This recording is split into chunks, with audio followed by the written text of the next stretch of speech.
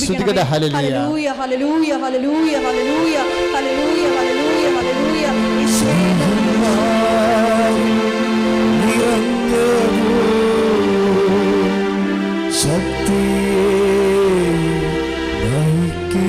ഒരുമിച്ച് പാടുക. കർത്താവിനെ കൊണ്ട് ചെറിയട്ടെ. എന്നെ ശ്രമിച്ച് എവിടെയെല്ലാം ഇരിക്കുന്ന എല്ലാ മക്കളെയും നീ ആശീർവദിക്കണം. അവരുടെ ഹൃദയങ്ങളെ സുഖപ്പെടുത്തണം. അവരുടെ സഹോദര ഹൃദയങ്ങളുടെ ശരീരങ്ങളെ സുഖപ്പെടുത്തണം.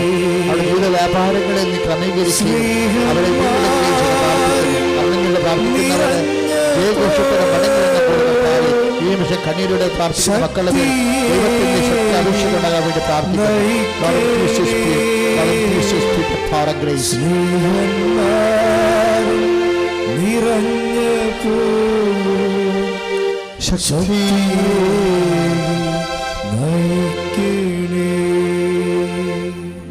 When we pray, we must aware that we are praying. പ്രാർത്ഥിക്കുമ്പോൾ പാടുമ്പോൾ നമ്മൾ പാടുകയാണ്. ഇപ്പോൾ ദൈവത്തോടെ നമ്മൾ കർത്താവ് ഞാൻ നിന്നെ സ്നേഹിക്കുന്നു. അപ്പോൾ ഈശോ തിരിച്ചു ആക്ച്വലി യു മീൻ ഇറ്റ് എന്ന് ചോദിക്കൂ. എന്ന് വെച്ചാൽ നീ യഥാർത്ഥത്തിൽ അത് നീ പറയണ കാര്യം ഉദ്ദേശിക്കുന്നുണ്ടോ എന്ന്. പ്രാർത്ഥന അനുഭവമാക്കാനുള്ള ഏറ്റവും കുറുക്ക് വഴിയാണ് ഈ പറയണ കാര്യം ഉദ്ദേശിക്കണം നമ്മൾ. കർത്താവ് ഞാൻ അങ്ങേ സ്തുതിക്കണം എന്ന് പറയുമ്പോൾ നമ്മുടെ ഉള്ളിലും പറയും ജീസസ് ഞാനൊരു നുണ പറയുന്നില്ല, ഞങ്ങൾക്ക് സത്യമായിട്ട് ഞാൻ നിന്നെ സ്നേഹിക്കുന്നുണ്ട്. പ്രെയർ എപ്പോഴും ഇങ്ങനെ സേവ് ചെയ്ത് പോകണം. ചുമ്മാ അടിച്ചടിച്ച് കയറി കഴിഞ്ഞാൽ അവസാനം ഡിലീറ്റായി പോകും. നമ്മൾ അടിച്ചു കയറുന്ന സാധനം സേവ് ചെയ്ത് പോകണം. നമ്മൾ പ്രെയർ ചെയ്യുമ്പോൾ പറയാം Jesus actually I mean it, ഞാൻ നിന്നെ സ്നേഹിക്കുന്നു, ആക്ച്വലി ഐ മീൻ ഇറ്റ്. അപ്പോൾ ഈശോ ചോദിക്കും നീ അതിനായിട്ട് ബെയർ ചെയ്യാൻ തയ്യാറാണോ, അതിന് വേണ്ടി നിനക്ക് അതിൻ്റെ പ്രൈസ് കൊടുക്കാൻ തയ്യാറാണോ ചോദിക്കുമ്പോൾ പറയും കർത്താവേ പ്രൈസ് കൊടുക്കാൻ പറ്റുമോ ഇല്ലെന്ന് അറിയത്തില്ല, പക്ഷേ നീ എന്നെ സഹായിച്ചാൽ തീർച്ചയായിട്ടും ഞാൻ പ്രൈസ് കൊടുക്കും. കാര്യം ഈ എല്ലാം പ്രൈസായത് നിൽക്കുകയാണ്. അതായത് ദൈവത്തിൻ്റെ സ്നേഹം നമുക്കിങ്ങനെ ചുമ്മാ ദൈവത്തെ സ്നേഹിക്കണമെന്നൊന്നും പറയാൻ പറ്റത്തില്ല. അത് ഈശോക്ക് പോലും പറയാൻ പറ്റത്തില്ല. അപ്പ ഞാൻ നിന്നെ സ്നേഹിക്കണമെന്ന് പറയണമെന്നുണ്ടെങ്കിൽ അപ്പ പറയും ഈശോ തന്നെ എന്താ പറഞ്ഞത്, എന്നെ സ്നേഹിക്കണവൻ എൻ്റെ കൽപ്പനകൾ പാലിക്കും. അവിടെയാണ് പ്രശ്നം കിടക്കുന്നത്. ഇവിടെ ചുമ്മാ പറയാൻ പറ്റത്തില്ല. ആ യോഹന്നാൻ 14 അങ്ങനെ പോവുകയാണ്. 14, 17 തൊട്ട് 23 വരെ വായിക്കുമ്പോൾ നമുക്ക് മനസ്സിലാകും. ചുമ്മാ അതായത് ദൈവത്തെ സ്നേഹിക്കണമെന്ന് പറഞ്ഞാൽ നീ നിൻ്റെ സംശയിക്കുന്ന ഭർത്താവിന് ഈശോയുടെ നാമത്തിൽ ഉൾക്കൊള്ളാൻ തയ്യാറായിരിക്കണം. അല്ല പറയാൻ പറ്റും. ഇപ്പോൾ ഇത് കാര്യം ഈ ശിശുവിനെ പിന്നെ ഒരു ഗുണം ചെയ്തതെന്ന് വെച്ച് കഴിഞ്ഞാൽ ഒരു രഹസ്യം പറയാം. അതൊരു പരസ്യമായ രഹസ്യമാണ്. അതായത് ഈശോയുടെ നിങ്ങൾ ഈ പരിശുദ്ധാത്മാവുമായിട്ട് എപ്പോഴെങ്കിലും ഒരു അഭിഷേകത്തെ സംസാരിക്കാൻ ഇടയായി കഴിഞ്ഞാൽ നിങ്ങൾ പരിശുദ്ധാത്മാവിനോട് ചോദിക്കേണ്ട ഒരു കാര്യം, പരിശുദ്ധാത്മാവേ tell me what is actually happened, tell me, എന്നോട് പറ എനിക്കറിയണം എന്താണ് ഈശോയ്ക്ക് സംഭവിച്ചതെന്ന്. ഈശോയുടെ നാമം എന്തുമാത്രം വലുതാണെന്ന് എന്നോട് പറയണം. ഈശോയുടെ നാമം എന്തുമാത്രം വലുതാണ്. കാര്യം ഈശോയുടെ നാമത്തെക്കുറിച്ച് പറയുമ്പോൾ വചനം ഇങ്ങനെ വാചാലമായിട്ടാണ് സംസാരിക്കണത്. പ്രകൃത്യ ദൈവമായിരുന്നു, ദൈവത്തോടുള്ള സമാനത മുറുകെ പിടിക്കേണ്ട കാര്യമായി അവൻ പരിഗണിച്ചില്ല. അവൻ ദാസനായി മരണത്തോളം കുരിശുമരണത്തോളം തന്നെ താഴ്ത്തി. അപ്പോൾ പരിശുദ്ധാത്മാവോട് നമ്മൾ ചോദിക്കണം, ആത്മാവേ പരിശുദ്ധാത്മാവേ യേശുവിൻ്റെ ആത്മാവേ ഈശോയ്ക്ക് ഇത്രയും താഴാൻ വേണ്ടി മാത്രം ഈശോയ്ക്ക് എങ്ങനെയാണത് സാധിച്ചത്? ആ ഒരു അരൂപിയെ, വിനയത്തിൻ്റെ അരൂപിയെ, സബ്മിഷൻ്റെ അരൂപിയെ, ദൈവസ്നേഹത്തിൻ്റെ സഹനത്തിൻ്റെ അരൂപിയെ എന്നിലേക്ക് ആവശ്യിക്കണമേ. സ്തുതിക്കട്ടെ. ഹല്ലേലൂയ. യേശുവേ സ്തോത്രം.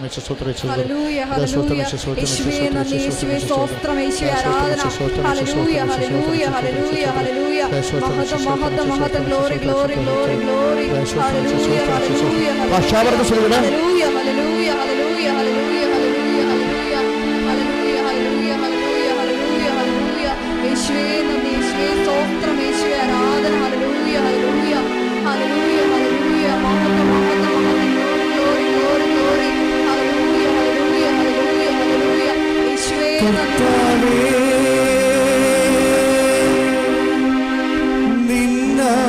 നിന്നാത്മാവാൽ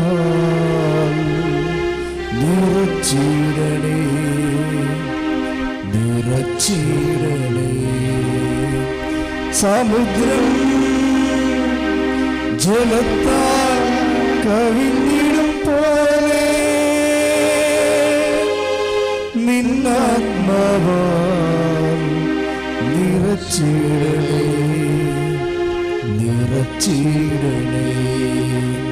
ജ്ഞാനം, ശക്തി, വിവേകം, ഭക്തി നമ്മിൽ മഴ പോൽ ചൊരിഞ്ഞിടട്ടെ. ജ്ഞാനം, ശക്തി, വിവേകം, ഭക്തി നമ്മിൽ മഴ പോൽ ചൊരിഞ്ഞിടട്ടെ. കർത്താവേ, നിന്നാത്മാവാൽ നിറച്ചിടണേ, നിറച്ചിടണേ. പക്ഷേ ശ്രുതിക്കട്ടെ, ശ്രുതിക്കട്ടെ. ഹല്ലേലൂയ, ഹല്ലേലൂയ, ഹല്ലേലൂയ, ഹല്ലേലൂയ. ഹല ഹല ഹല ഹല ഹല ഹല ഹല.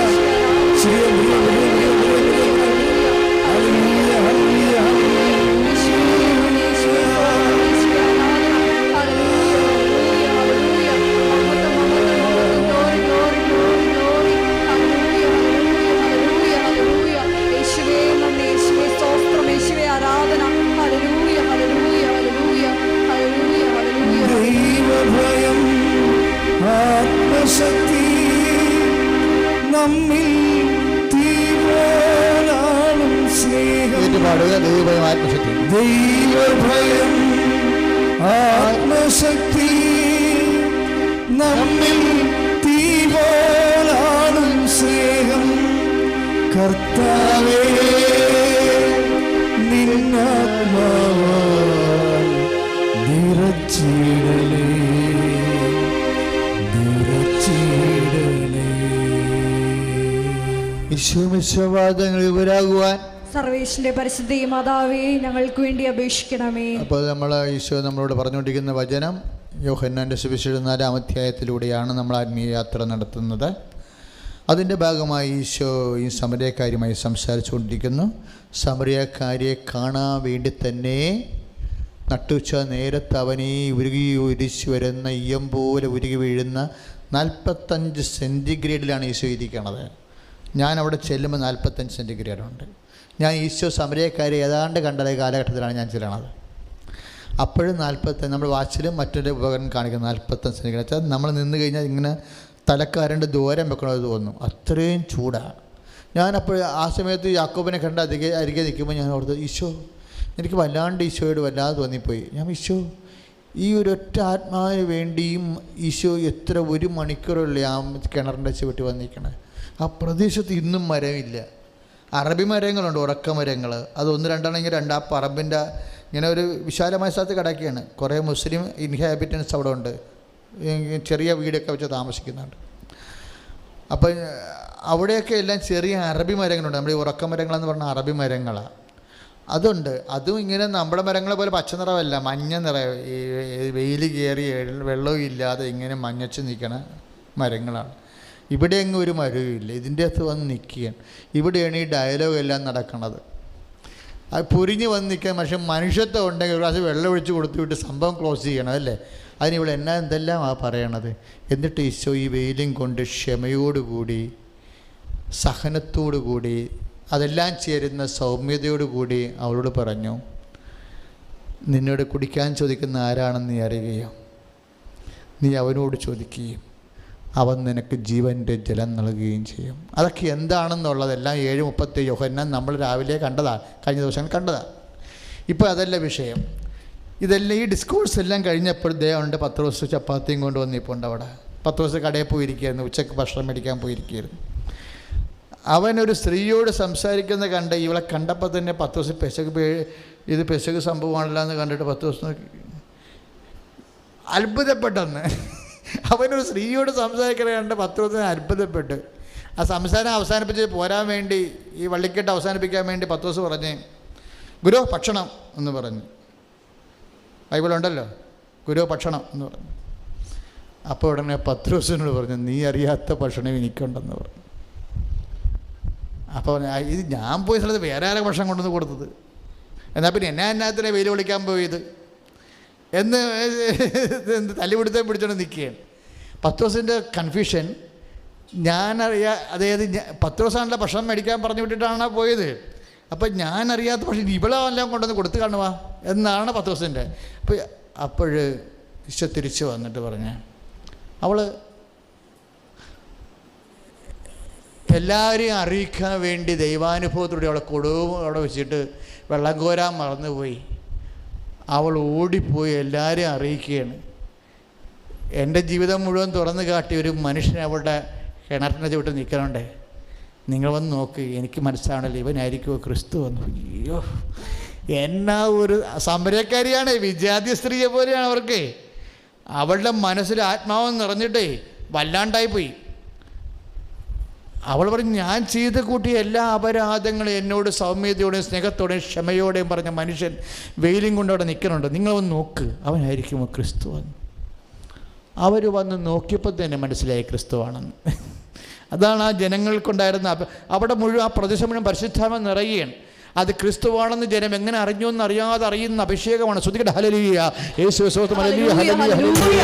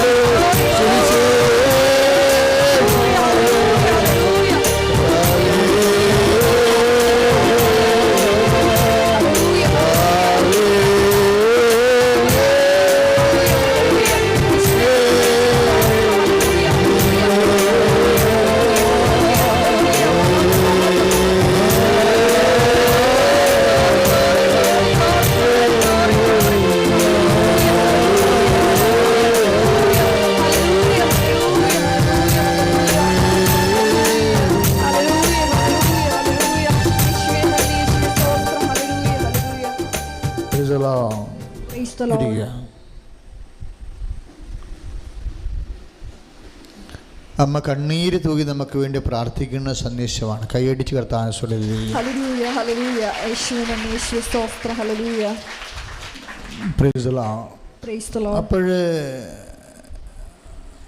യോഹന്നാൻ്റെ 4:32 സുവിശേഷിച്ചുകൊണ്ടിരുന്നത്.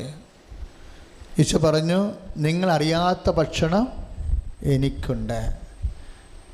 അപ്പോൾ പത്രോസ് അറിയാതെ പറഞ്ഞു, ആരെങ്കിലും ഇവന് ഭക്ഷണം കൊണ്ടുവന്ന് കൊടുത്തിട്ടുണ്ടാകുമോ എന്ന് പറഞ്ഞപ്പോൾ പത്രോസിൻ്റെ ഉൾസംശയങ്ങൾ വിവേചിച്ച് മനസ്സിലാക്കിയിട്ട് ഈശോ പറഞ്ഞു, നോ, ആരും എനിക്ക് ഭക്ഷണം കൊണ്ടുവന്നില്ല. നിങ്ങൾ അറിയുന്ന ഭക്ഷണവും അറിയാത്ത ഭക്ഷണവും രണ്ടായിട്ട് ഈശോ തിരിക്കുന്നുണ്ട് ഭക്ഷണത്തെ. ഈശോ എല്ലാം രണ്ടായിട്ട് തിരിക്കാനുണ്ട്. ദൈവങ്ങളെയും രണ്ടായിട്ട് തിരിച്ചു. ആദ്യമേ പറഞ്ഞു, കൊണ്ടുചേരാ പത്രോസിനോട് ചോദിച്ചില്ലേ, ഞാൻ ആരാണെന്നാണ് നിങ്ങൾ പറയുന്നത്. അപ്പോൾ പത്രോസ് എന്താ പറയുന്നത്? You are Christ, son of the living God. നീ ക്രിസ്തുവാണ്. ഒരു വാക്ക് കൂട്ടിച്ചേർത്ത്, ലിവിങ് ഗോഡാണ്. ഇതെവിടെ പറയണത്? ബെത്സയിദയിൽ വെച്ച് പറയണതാ. ബെത്സയിദയിൽ ഫിലിപ്പ് അവിടുത്തെ ഗവർണറായിരുന്നു, സീസറിൻ്റെ ഗവർണറായിരുന്നു. അയാൾ സീസറിൻ്റെ ഹോണറായിട്ട് അവിടെ ഒരു വലിയ ക്ഷേത്രം പണിത്. അവിടെ അസ്റ്റാറെ ഉൾപ്പെടെയുള്ള എല്ലാ റോമൻ ദൈവങ്ങളെയും ഇങ്ങനെ രൂപം കൊണ്ട് കൊത്തി ഉണ്ടാക്കി വെച്ചിരിക്കുകയാണ്. ഈ മട്ടുപ്പാവിലിരിക്കുന്ന കണ്ണുണ്ടെ കാണാത്ത ചെവിയുണ്ടെ കേൾക്കാത്ത ദൈവങ്ങളുടെ മുമ്പിൽ നിന്നുകൊണ്ടാണ് ഈശോ ചോദിക്കുന്നത്, whom do you say that I am? അപ്പോൾ പരിശുദ്ധാത്മാവ് പത്രോസിനെ ടച്ച് ചെയ്തിട്ട് പറഞ്ഞു, സത്യം പറ, സത്യം പറ. പത്രോസ് പറഞ്ഞു, you R Christ, the son of living God. നീ ജീവിക്കണ ദൈവത്തിൻ്റെ പുത്രൻ. ഈ ദൈവങ്ങളെ പോലെയല്ല അന്ന്, ദൈവങ്ങളെയും രണ്ടാമത് തിരിച്ച്. അപ്പോൾ പത്രോസിനോട് ഈശോ പറഞ്ഞു, you are right, you are rock and this rock I shall build my church. ഈ പാറയാണ്, ഈ പാറമേൽ എൻ്റെ സഭ ഞാൻ പണിയും. കൈയടിച്ച് കർത്താവിനോട്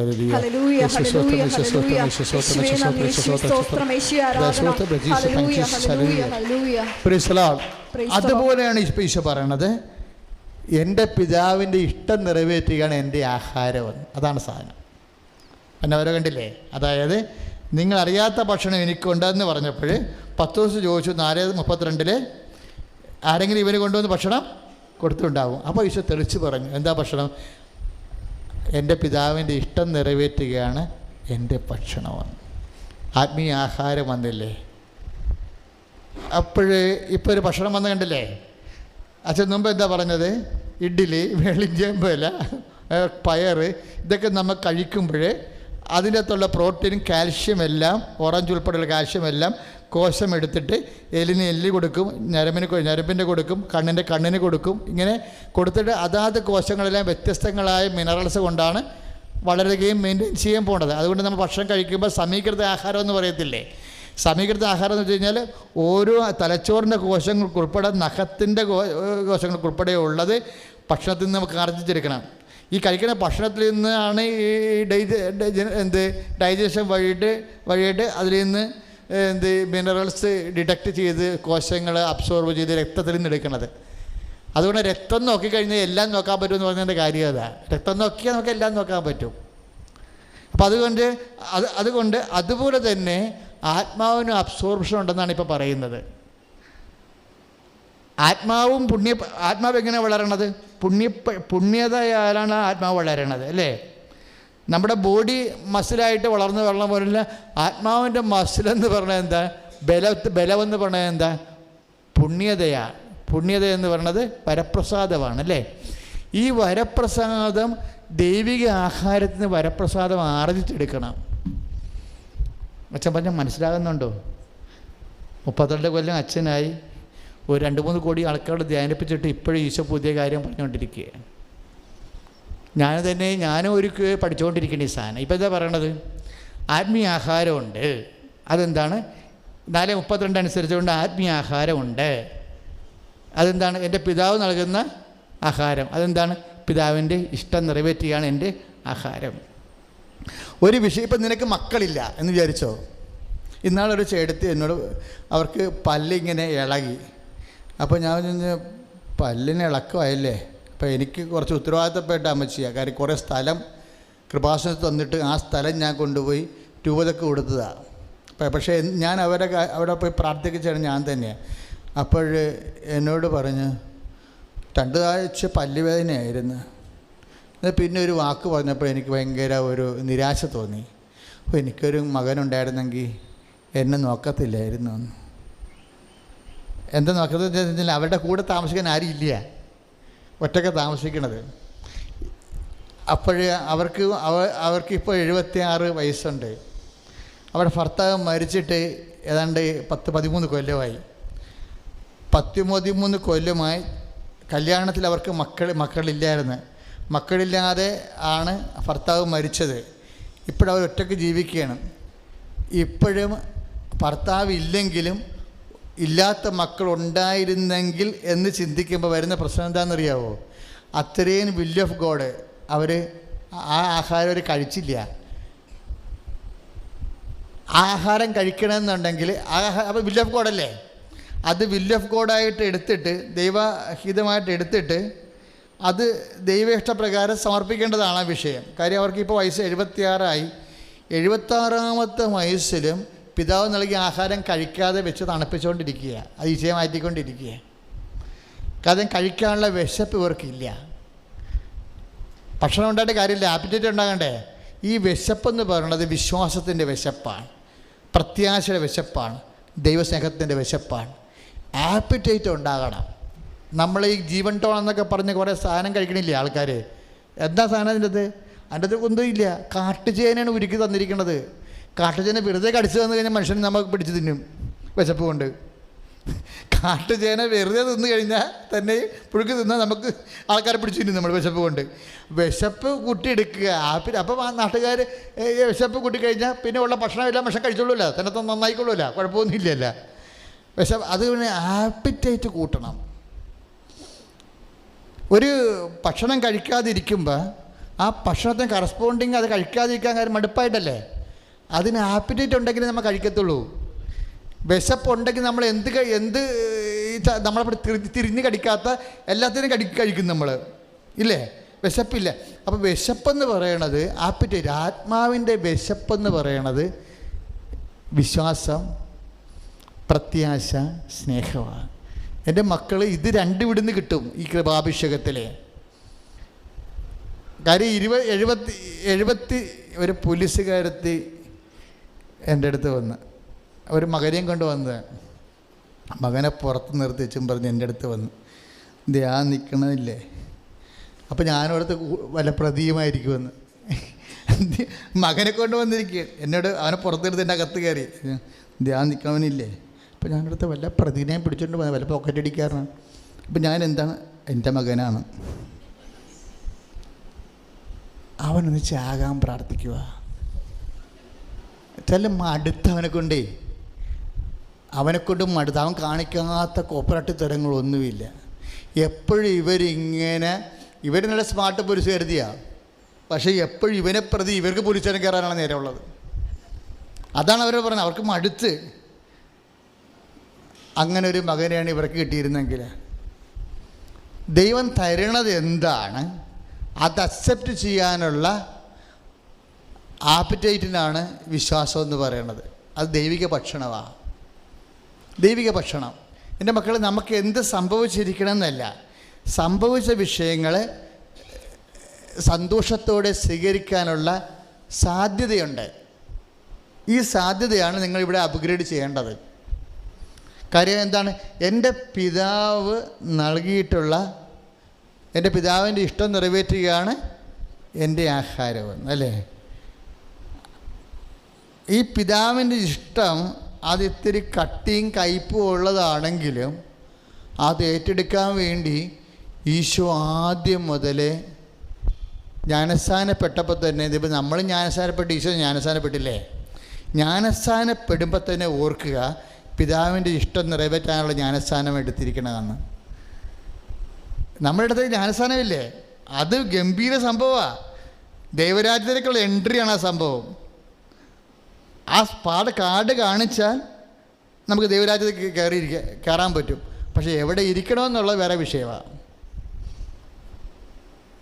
നമ്മളെ പറ്റിച്ചിരിക്കുന്ന 2 കള്ളന്മാർ സുവിശേഷത്തിലുണ്ട്. ഒന്ന്, ആ കർത്താവിൻ്റെ വലതുവശത്ത് കിടന്ന കള്ളനില്ലേ, അയാൾ ഇപ്പോഴും കള്ളൻ തന്നെയാണ് വസ്തുത്തിൽ. എന്താ കാര്യം? ജീവിതത്തിൽ എല്ലാ തെമ്മാടിത്തരും തോന്നിവാസവും കഴിഞ്ഞിട്ട് അവസാനം എന്ന് പറഞ്ഞ് 2 കരഞ്ഞപ്പോൾ സംഭവം സ്വർഗരാജ്യം അടിച്ചു മാറ്റിയ ആൾ. അപ്പോൾ നമ്മൾ ഓർക്കുന്നത് നമ്മളും ഇതുപോലെ മതിയല്ല. വല്ല പെണ്ണും പിടിച്ച് രജിസ്റ്റർ മാരേജ് നടത്തി വേറെയും കെട്ടി കല്യാണരാമനായിട്ട് നടന്ന്, അല്ലെങ്കിൽ കുഞ്ഞുങ്ങളെ അബോർട്ട് ചെയ്ത് കൊന്ന് കൊലയാളി പെണ്ണായിട്ട് നടന്ന്, ഇങ്ങനെ നടന്ന് വെച്ചാൽ അവസാനം എന്ന് പറഞ്ഞാൽ അച്ഛനെ പിടിച്ച് കൊമ്പസാരിച്ച് കഴിയുമ്പോൾ എല്ലാം ഓക്കെയാണ്. എല്ലാം ഓക്കെ ആകത്തില്ല. നിങ്ങളും ചെയ്തിട്ടുണ്ടെങ്കിൽ കേട്ടോ, ഇനി സമയമുണ്ട്, പേക്ഷിക്കണ്ട. ഈ ധ്യാനം കൂടുമ്പോൾ നിങ്ങൾ പുണ്യപ്പെടുന്നു വയ്ക്കോ. മനുഷ്യൻ്റെ ജീവിതത്തിൽ അബദ്ധങ്ങൾ സംഭവിക്കുക, ഞാൻ അതിനൊന്നും കുറ്റം പറഞ്ഞിട്ടില്ല കേട്ടോ. പക്ഷേ ഇതിൻ്റെ അത് ഗ്രഡേഷൻ അറിയണം. ഇയാളുടെ ഈശോ എന്നാ പറഞ്ഞത്? 22-29 ഈ കള്ളനോട് എന്താ പറഞ്ഞത്? ഇന്ന് നീ എൻ്റെ കൂടെ പർദീസയിലായിരിക്കും. അത് ബാൽക്കണിയിലാണ് തറക്കണമെന്ന് പറഞ്ഞിട്ടില്ലല്ലോ. അവിടെയാണ് കുഴപ്പം വന്നിരിക്കണത്. ഇയാളോട് പറഞ്ഞിരിക്കണത് എന്താ? നീ ഇപ്പോൾ 22-29 മത്തായിയുടെ സുവിശേഷം അല്ലേ എന്താ പറഞ്ഞിരിക്കണത്? നീ ഇന്ന് എൻ്റെ കൂടെ, ലൂക്കായുടെ സുവിശേഷം 22-29, നീ ഇന്ന് എൻ്റെ കൂടെ പർദീസയിലായിരിക്കും. ഇപ്പോൾ ഈ നല്ല കള്ളൻ ചെയ്ത് ഈ കുരിശിൻ്റെ വഴിയിൽ അച്ഛന്മാർ മുഴുവൻ പ്രസംഗിച്ചപ്പോൾ എന്ത് പറ്റി? ഇപ്പം എന്നാ പറ്റിയിരിക്കണത്? കള്ളൻ ചെയ്യുന്നവനും കളിക്കൂലി വാങ്ങിക്കുന്നവനും കൈക്കൂലി കൊടുക്കണവനും കള്ളനോട്ട് അടിക്കണവനും നോട്ട് ഇരട്ടിപ്പിക്കണവനും എല്ലാം പറഞ്ഞാൽ എന്താണ്? അവസാനം ഒരു പള്ളി പണിതാൽ മതി, അല്ലെങ്കിൽ സക്കാരി വാങ്ങിച്ച് സക്കാരി മേടിച്ച് പള്ളിക്ക് കൊടുത്താൽ മതി. അല്ലെങ്കിൽ അച്ഛനെ വിളിച്ചൊന്ന് കുമ്പസാരിപ്പിച്ചാൽ മതി, നമ്മുടെ കാര്യം. എടാ, ഈ ഭൂമിയിൽ എല്ലാ തരികടയും കാണിക്കുമെന്ന് അവിടെയും തരികട കാണിക്കും. എന്നിട്ട് അവസാനം അപ്പോൾ എല്ലാം വിചാരിക്കണം ഇപ്പം ഏത് ബാറ് നടത്താം. ഇപ്പോൾ ബാറ് നടക്കണതിൻ്റെ കേസ് വന്നപ്പോൾ ഈ ആരാണ് ആദ്യം മാണിസാറൊക്കെ പണി മേടിച്ചത് എന്താണ് കാര്യം എന്നറിയാവാ? അയാൾ കത്തോലിക്കനാണെങ്കിൽ അയാൾ കറക്റ്റായിട്ട് കാര്യം പറഞ്ഞാൽ ദിസ് ഇസ് നോട്ട് പോളിസി, ഞങ്ങൾ സ്റ്റോപ്പ് ചെയ്യാൻ പോകണമെന്ന് പറയുന്നത്. മിണ്ടിയില്ലല്ലോ. KCBC ഉൾപ്പെടെയുള്ള ആൾക്കാർ ഒരു നയം എടുത്തിട്ട് സുധീരം വരണവരെ ഇവിടെ മിണ്ടിയില്ലെല്ലാവരും. സുധീരം വന്നപ്പോഴല്ലേ ഉമ്മൻചാണ്ടിയും പറയാൻ തുടങ്ങിയത്. അതൊക്കെ വരെ ഇവർ ഈ ബാർക്കാരുമായിട്ട് ഇപ്പോൾ ഈ പിണറായി ചെയ്തിരിക്കണ പോലെ തന്നെയാണ് ചെയ്തിരിക്കുന്നത്. മദ്യവർജനമാണ് ഞങ്ങളുടെ നയമെന്ന് പറഞ്ഞെങ്കിൽ ഇപ്പോൾ ഒരു 3 സ്റ്റാറിനും കൊടുത്തിട്ടുണ്ടല്ലോ, ഇല്ലേ? ഇപ്പോൾ നാഷണൽ ഹൈവേ ഇല്ല, ഇപ്പോൾ കോടതി ചോദിച്ചിരിക്കുകയാണ്. എക്സൈസ് മന്ത്രിയും പൊതുമരാമത്ത് മന്ത്രിയും തമ്മിൽ കൺഫ്യൂഷൻ. എങ്ങനെയാണ്? ബാറുകാർ പോയി എക്സൈസ് മന്ത്രിനെ സ്വാപ്പ് ഇട്ടപ്പോൾ ഒരു ബാറുകാർ ഉപദേശം കൊടുത്ത്, എന്താണ് ഉപദേശം കൊടുത്തത്? ഇത് കഴക്കൂടം ഒരു ചേർത്തല വരെ നാഷണൽ ഹൈവേ അല്ലെന്ന് സുപ്രീം കോടതി വിധിനെ മറികടക്കാൻ വേണ്ടി പറഞ്ഞു. അപ്പോൾ സുധാകരൻ പറഞ്ഞു അത് നാഷണൽ ഹൈവേ ആണെന്ന് പറഞ്ഞു. എക്സൈസ് മന്ത്രി പറഞ്ഞ അല്ലെന്ന്. ഇപ്പോൾ ഹൈക്കോടതി പറഞ്ഞത് എന്താണ്? ഞങ്ങൾ കൈ മെനക്കെടുത്തിരുന്നത് പറയണത്, ഇല്ലേ? ഉദ്യോഗസ്ഥന്മാർ പോക്കൃതരം കാണിക്കരുത്, നിങ്ങൾക്ക് വരാൻ പോകുന്ന ഭവിഷ്യത്ത് എന്താ നിങ്ങൾ അറിയണം, ഞങ്ങളതിൽ കിടക്കണില്ല, മര്യാദക്ക് ഇത് നാഷണൽ ഹൈവേ ആണ്. അപ്പോൾ കള്ള് കുടിക്കാൻ വേണ്ടി ദേശീയപാത പഞ്ചായത്തോടാക്കിയിരിക്കണം. എന്തൊരു കേരളം ഇത്! കള്ള് കുടിക്കാൻ വേണ്ടി ദേശീയപാത, നമ്മുടെ ദേശീയപാത പഞ്ചായത്തോടാണെന്ന് ശ്രദ്ധിക്കട്ടെ. ഹല്ലേലൂയ, യേശുവേ സ്തോത്രം, ഹല്ലേലൂയ, ഹല്ലേലൂയ, ഹല്ലേലൂയ, ഹല്ലേലൂയ. യേശുവേ നന്ദി, യേശുവേ സ്തോത്രം, യേശുവേ ആരാധന. ഹല്ലേലൂയ, ഹല്ലേലൂയ, ഹല്ലേലൂയ. ഈ ലോകം ഇങ്ങനെ പോകും, അതിൻ്റെ കൂടെ കൂടാനും ആളുണ്ടാകും.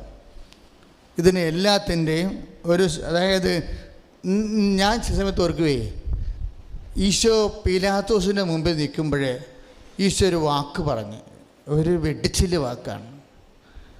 നീ എന്താ, why you are not talking, you know I have the power to lease you, എനിക്ക് നിന്നെ വിടാനുള്ള അധികാരമുണ്ടെന്ന് പറയും. അപ്പോഴീശോ പറയും, ഉന്നതങ്ങൾ ലഭിച്ചില്ലെങ്കിൽ നിനക്ക് അധികാരമില്ല. എൻ്റെ എന്ത് സൗമ്യത വന്നു. Why what they are saying just about A country. അപ്പോൾ നീ അവരുടെ രാജ്യത്തെക്കുറിച്ച് പറയുന്നല്ലോ, ഏതൊരു രാജ്യമാണ്, നീ ആരാണ്, രാജാവാണോ എന്ന് പറയുമ്പോൾ ഈശോ പറഞ്ഞ് എൻ്റെ രാജ്യം ഐഹികമല്ല. ക്രിസ്ത്യാനി എപ്പോഴും മനസ്സിൽ പറയണം, എൻ്റെ രാജ്യം ഐഹികമല്ല. ഈ വിഷയം, ഈ ഭൂമിയിൽ നമ്മൾ ഒത്തിരിയേറെ ഒരു തത്വജ്ഞാനമില്ലാത്ത, ബുദ്ധിയും ബോധമില്ലാത്ത പല തീരുമാനങ്ങൾ വരും. ഓരോ തീരുമാനങ്ങൾ വരും. അങ്ങനെ തീരുമാനങ്ങൾ വരുമ്പോൾ നമ്മുടെ ബുദ്ധിക്ക് പോലും ഈ സംഭവം നിരക്കത്തില്ല.